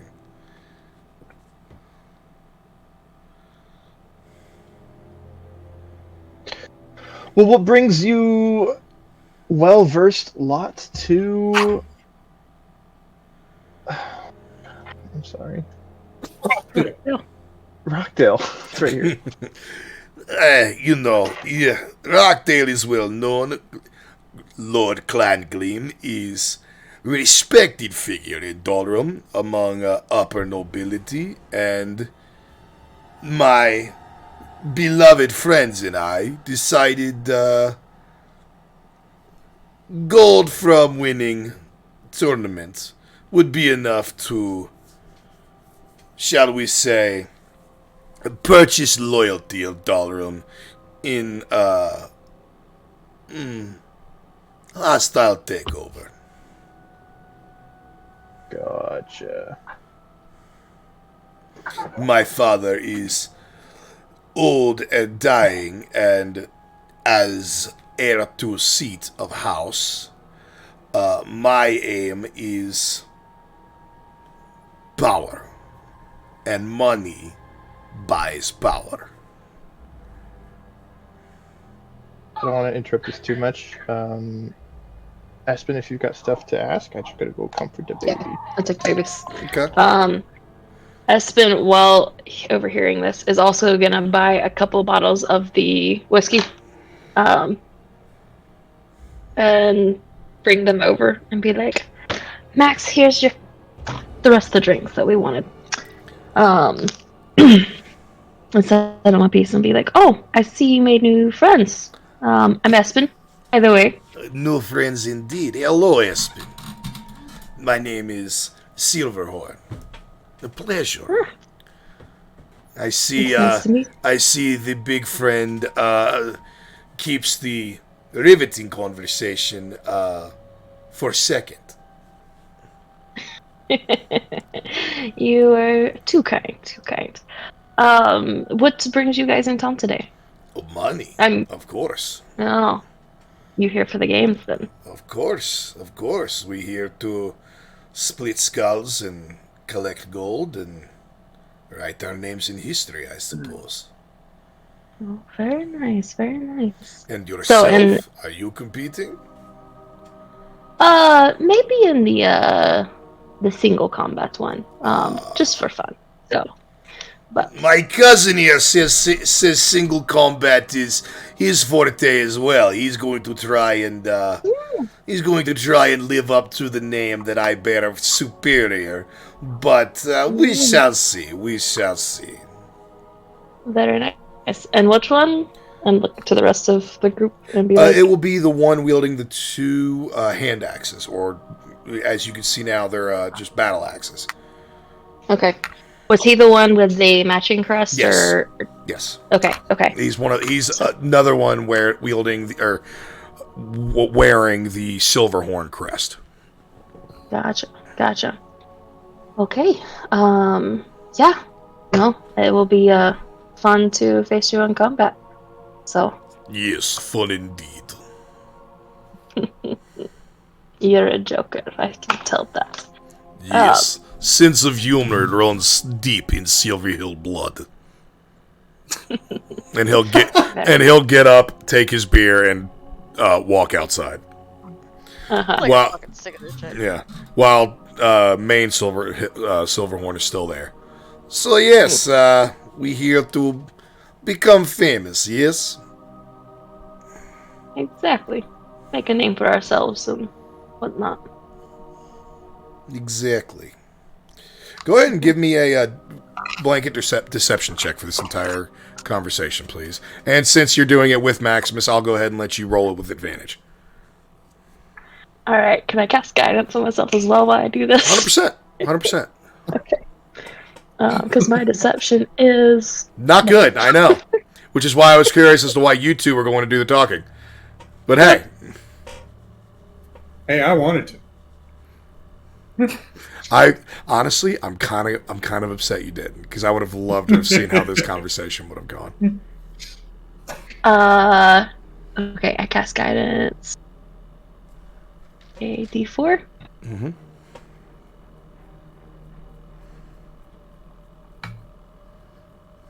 Uh, 20 total. 20 total. All right.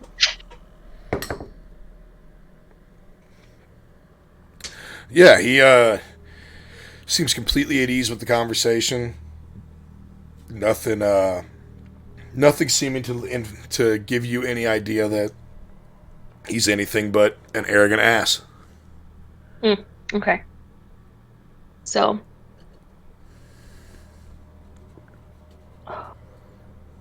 I overheard small bits of your Warhammer. Oh yes. And the story behind it. Very interesting. His story I'm always happy to tell. Very nice. Very nice. Well, I mean, the other family, I guess. Hey. You took over. Trusting fools die quick. Trusting fools die early. And it's amazing how much loyalty can be bought and stolen. Very true. Very true. That family found out hard way that to go against Silverhorn is to die screaming in the street. Mm-hmm. So Silverhorn must be a big name where you're from, then. Soon will be biggest name, if I have anything to say about it. And Winter Hill sat in place of prestige for centuries. Got fat, got complacent, got lazy, got killed. Understandably. So the idle hand dies young. Dies young, dies bad. So, but enough grim business. Let us drink and let us have good night, yes? Yeah. And, So yeah, you guys are, getting as much information as you can, seeing how they operate, and now as they're drinking more, conversation is, just repetitive loops at this point, and eventually they all begin to pass out, go to their rooms. The Sanguine Elite have not budged from their corner. Again, no openly hostile movements, but ominous looking group over in the back. And as the conversation winds down, you guys are free to head back to the midnight rest if you so desire. Goodness. Yeah. Last drink too. Good luck. We'll see you later. Best of luck to you, lovely lady and giant friend. Much appreciated for drinks and conversation. Thank you for the stories. Mm-hmm. So, all right, I need to go take a shower now. So, nice chaps.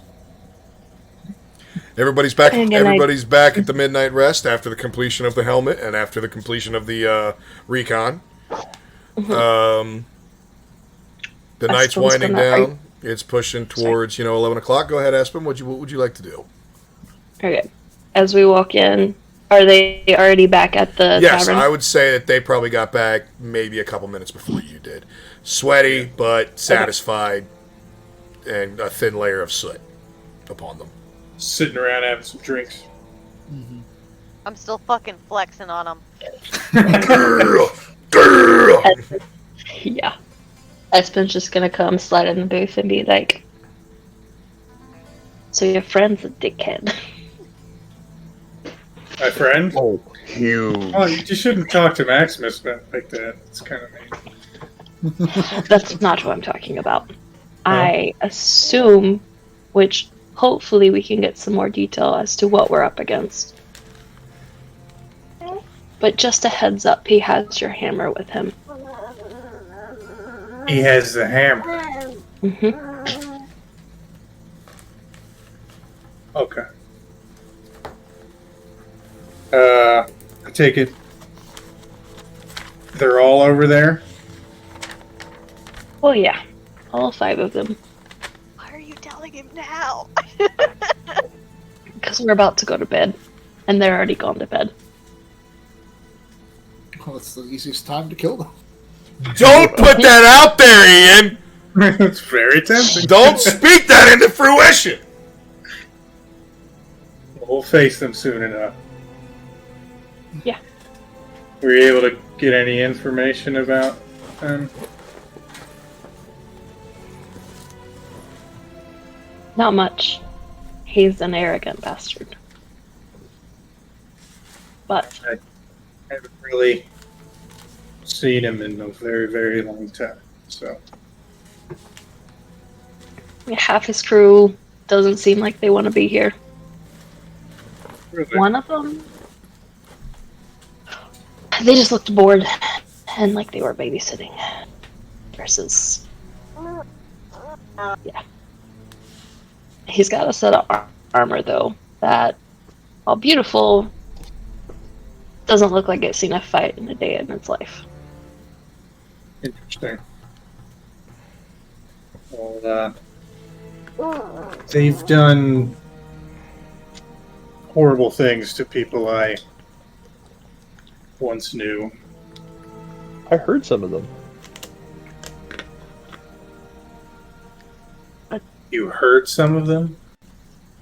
That's your story to tell us.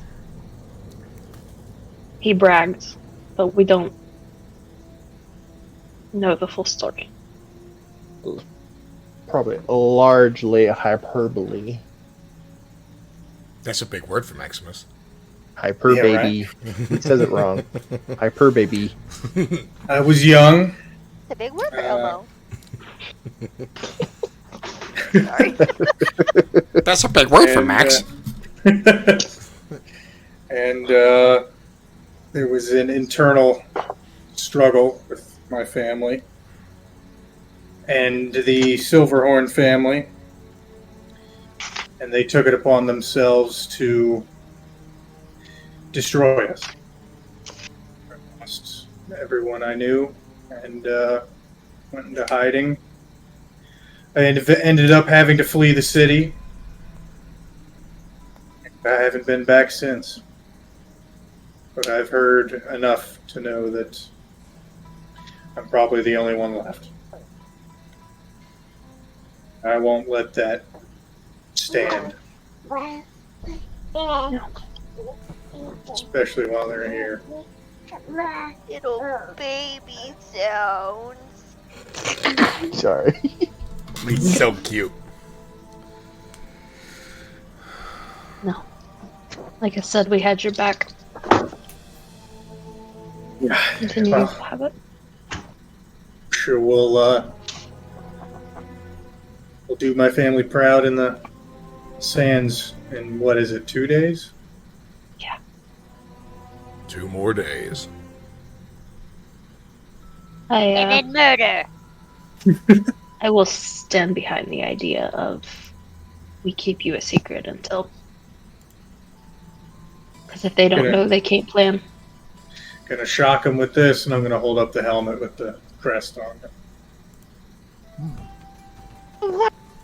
I think that'll be a nice little wake-up call for fuckface. That's a good name for him. All right. I think it'll do. And I think Galbert's gonna down the rest of his drink and head to bed.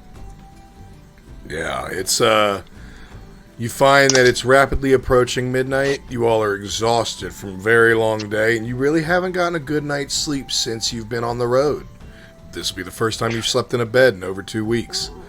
So everybody makes their way to bed, begins to go for the night, and I would like everybody to go ahead and take the benefits of a long rest. But Cool. before that happens, Oh. everybody's asleep. Everybody's processing what's been going on over a very long day. And rough nightmares. Nightmarish memories that have been brought to the forefront for some. Confusion and cryptic words from people in positions of power and positions of guidance. It is no secret that this group has been dealing with invaded dreams for a extended period of time. The first set of dreams this evening will be our 2 recon agents, as Maximus and Espen crawl to sleep. And the reason that I start these 2 off parallel to each other is because you're both assailed by visions of these other places you've been taken to. Maximus surrounded by a blizzard of snow, ice, and sleet, and Espen surrounded by fire and smoke and heat and blazing uncomfortable air. Espen, as you move forward, you feel that plateau is closer than it has been, and your vision over the lake of fire is clear for the first time. Smoke's not assailing you. Flying creatures out of sight aren't peppering your vision and distracting you. You are focused and clear. And you walk out on the plateau, and you feel like it extends further over the lake tonight. And all of your senses are heightened. You can smell the brimstone. You can feel the heat through your boots. You can hear the roar of fire and the bubbling of lava. You can taste ash in the air. It's the experience is heightened comparatively to what it's been in the past. This feels physical. And as you look out, give me a perception check, please. Okay.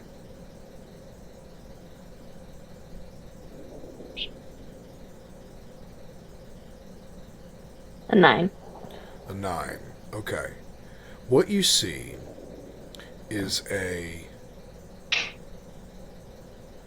see a figure in the center of the lake for the first time. You see what looks to be a massive figure submerged up to his chin in the lava and fire. Pitch black of skin with cracks and grooves alongside it that look to be a bright red orange, like dancing flame flowing beneath them. His skin almost looks like cooled lava rock or obsidian. He's definitely humanoid. You see a huge flaming area around his face where his mouth would be, and you think it's almost like he's slowly burning it on fire. And as your eyes adjust, you see that's not burning. That is a full beard of flame. And you see his eyes as they open up, and they are brighter than 1,000 suns. And as he sees you, he begins to struggle and pull, almost as if he's restrained in the lava. Maximus, much the same. You've been here before, over a massive canyon, littered with a giant skeleton, giant bones, a skull the size of the largest mountain you've ever encountered in the center of your vision. And as you walk out on your own flat plateau, it also feels like it extends closer and closer. It's the closest you've been to this skeleton yet. Making out facial features, you see cracks in the cranium where a mortal blow was struck. You see pieces scattered, tossed asunder, as if by some plan to try and build something with the remains. What you see this time, though, that is different. You don't actually see it. That's the wrong word for it. You hear it. You hear what sounds like an avalanche? Movement? Just a loud, deafening rumble. And you see the entire side of one mountain crumble into dust and fall to the floor. And beneath that mountain, you see a finger. 2 fingers. Full metatarsals of a massive hand. Give me a perception check.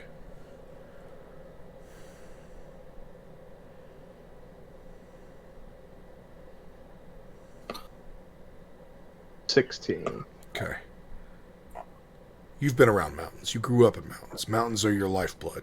Mountains are your home. You've seen avalanches before, of varying types. This avalanche came from a disturbance inside the mountain. And as you look, that's impossible. But you could swear you see a finger move. Espen, you hear a rumble that echoes across plains, fathoms, reverberates through your very being and soul. You see this, you almost feel this shockwave, and you see a ripple go through the lava towards that large head. And as soon as it makes contact, you hear and feel, more than anything, a rumbling voice that gets louder. And you realize it's a loud cackle, a loud laugh. I feel you, brother. Soon,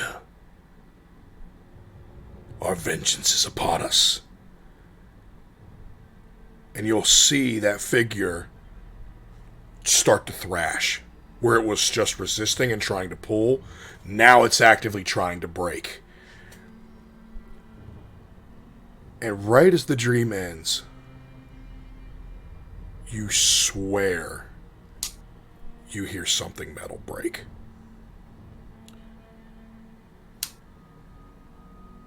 With those 2 dreams occurring, we go to a third room. Carrot. You find yourself smelling ocean. Wood beneath your feet. You realize now that while you couldn't place where you were last time, now you're at a place you're intimately familiar with. And that's a crow's nest. Scouring the horizon for any potential threat or bounty. And as you feel this just familiar sense of peace. The second thing you take note of is a companion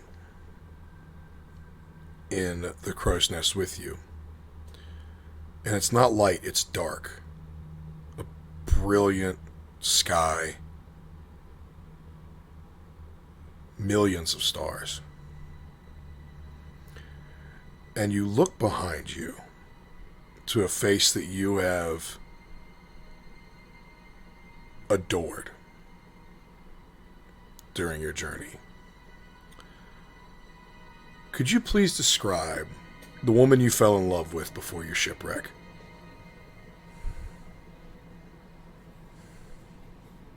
My one true love. The one that got away by death. So, she is a tall woman. I don't remember how we described her to you, or if I described her. You never have, that's why I'm asking. Oh. Off the cuff, because I don't think I wrote it down. What's your dream woman, Whitney? Espen.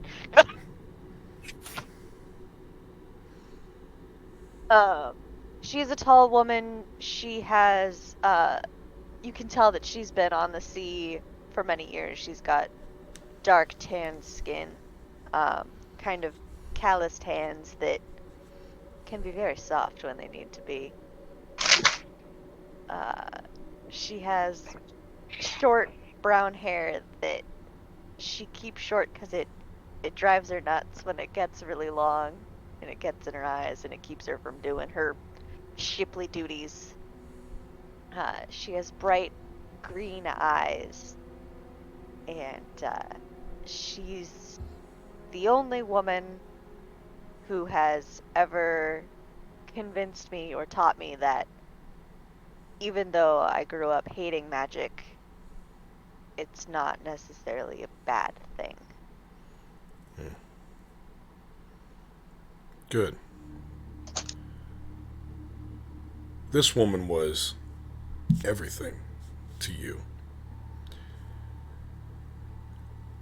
And as you sit there wrapped in nothing but starlight and each other, she holds her hand up in one of her many lessons that magic is not innately evil. Keeping a small lit flame between her fingers. See, Carrot, it's just energy. Born with it, study it, make a deal for it. It's not evil, it's just what you do with it. I was born with this. Molded it, made it my own. It just gets a little wild sometimes. But don't worry, darling. What I have planned, not even the wildest magic could come between us. And that always stuck with you because it was the last lesson you got from her. The last lesson before that awful fight. The captain The captain was an evil man. And you knew that. You knew he was bad. You didn't know how bad. People are masters at hiding their true intentions. But you knew that what you were doing fell outside the realm of normal law. I mean, everybody raids, sure, but you don't raid fellow raiders. That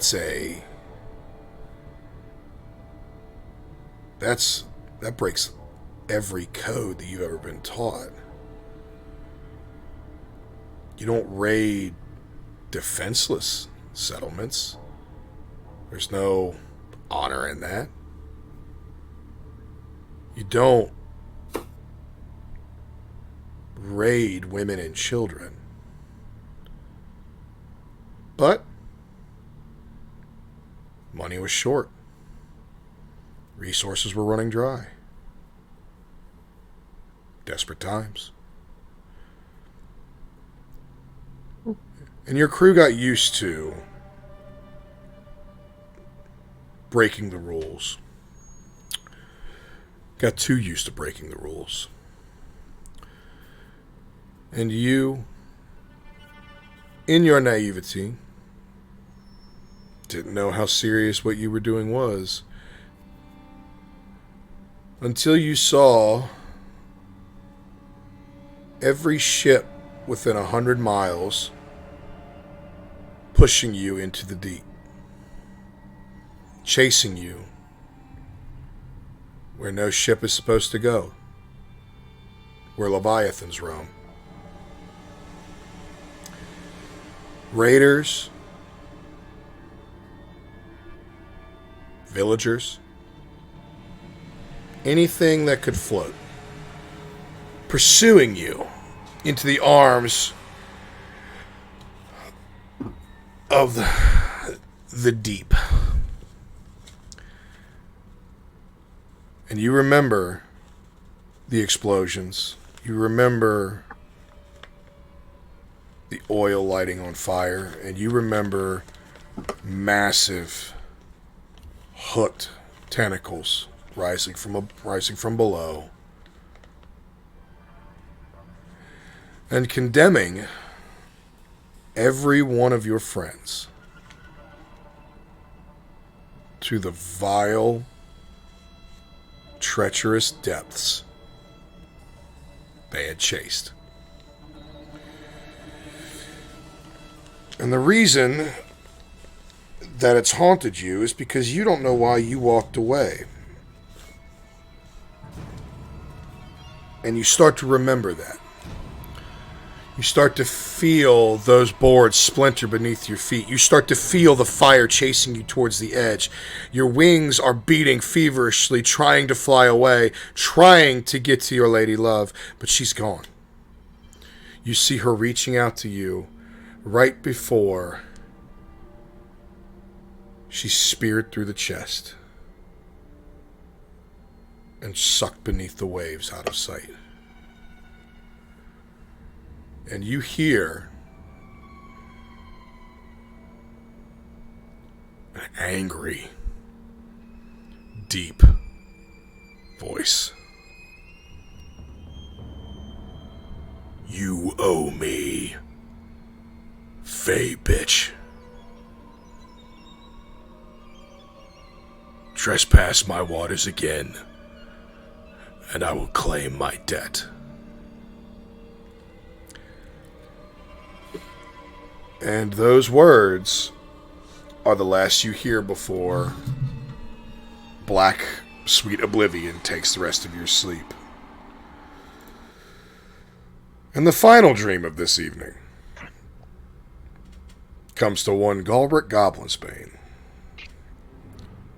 Totally chill one, right? Not near like a baby. Not near as intense as the previous three in regards to trauma and fear. No, this one's simple. A similar sound that you heard on Death's Door. The clanging of an anvil. More than one, though. 10, 20, 50, hundreds. An orchestra of anvil strikes as you find yourself engulfed in the glow of flames. No heat or flames around you, but you're familiar enough with the flickering lights of fire dancing on a forge wall. And you see a now familiar face. Large beard. Everything you've looked up to and modeled your faith after. Dwalin. Smacking an anvil. Forging a very familiar warhammer. A warhammer that should be in your hands. A warhammer that belongs in the hands of a Winterhill. A warhammer that's sacrilegiously wielded. And he doesn't say anything for what feels like an eternity. Smacking that same warhammer. His strikes angrier and more determined every single time he makes contact. Until finally, he quenches the hammerhead, brings up a finished product, and lays it on his anvil. And you'll make eye contact with a very, very angry dwarf deity. And he'll look at you, and he'll only say 2 words. Slaughter them. And that, ladies and gentlemen, is where we will end our session for this evening. Woo! Hell yeah. So, I've got the god on my side.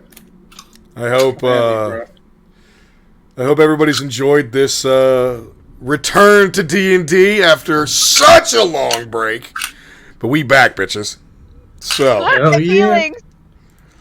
we tugged on some heartstrings. We did some shopping.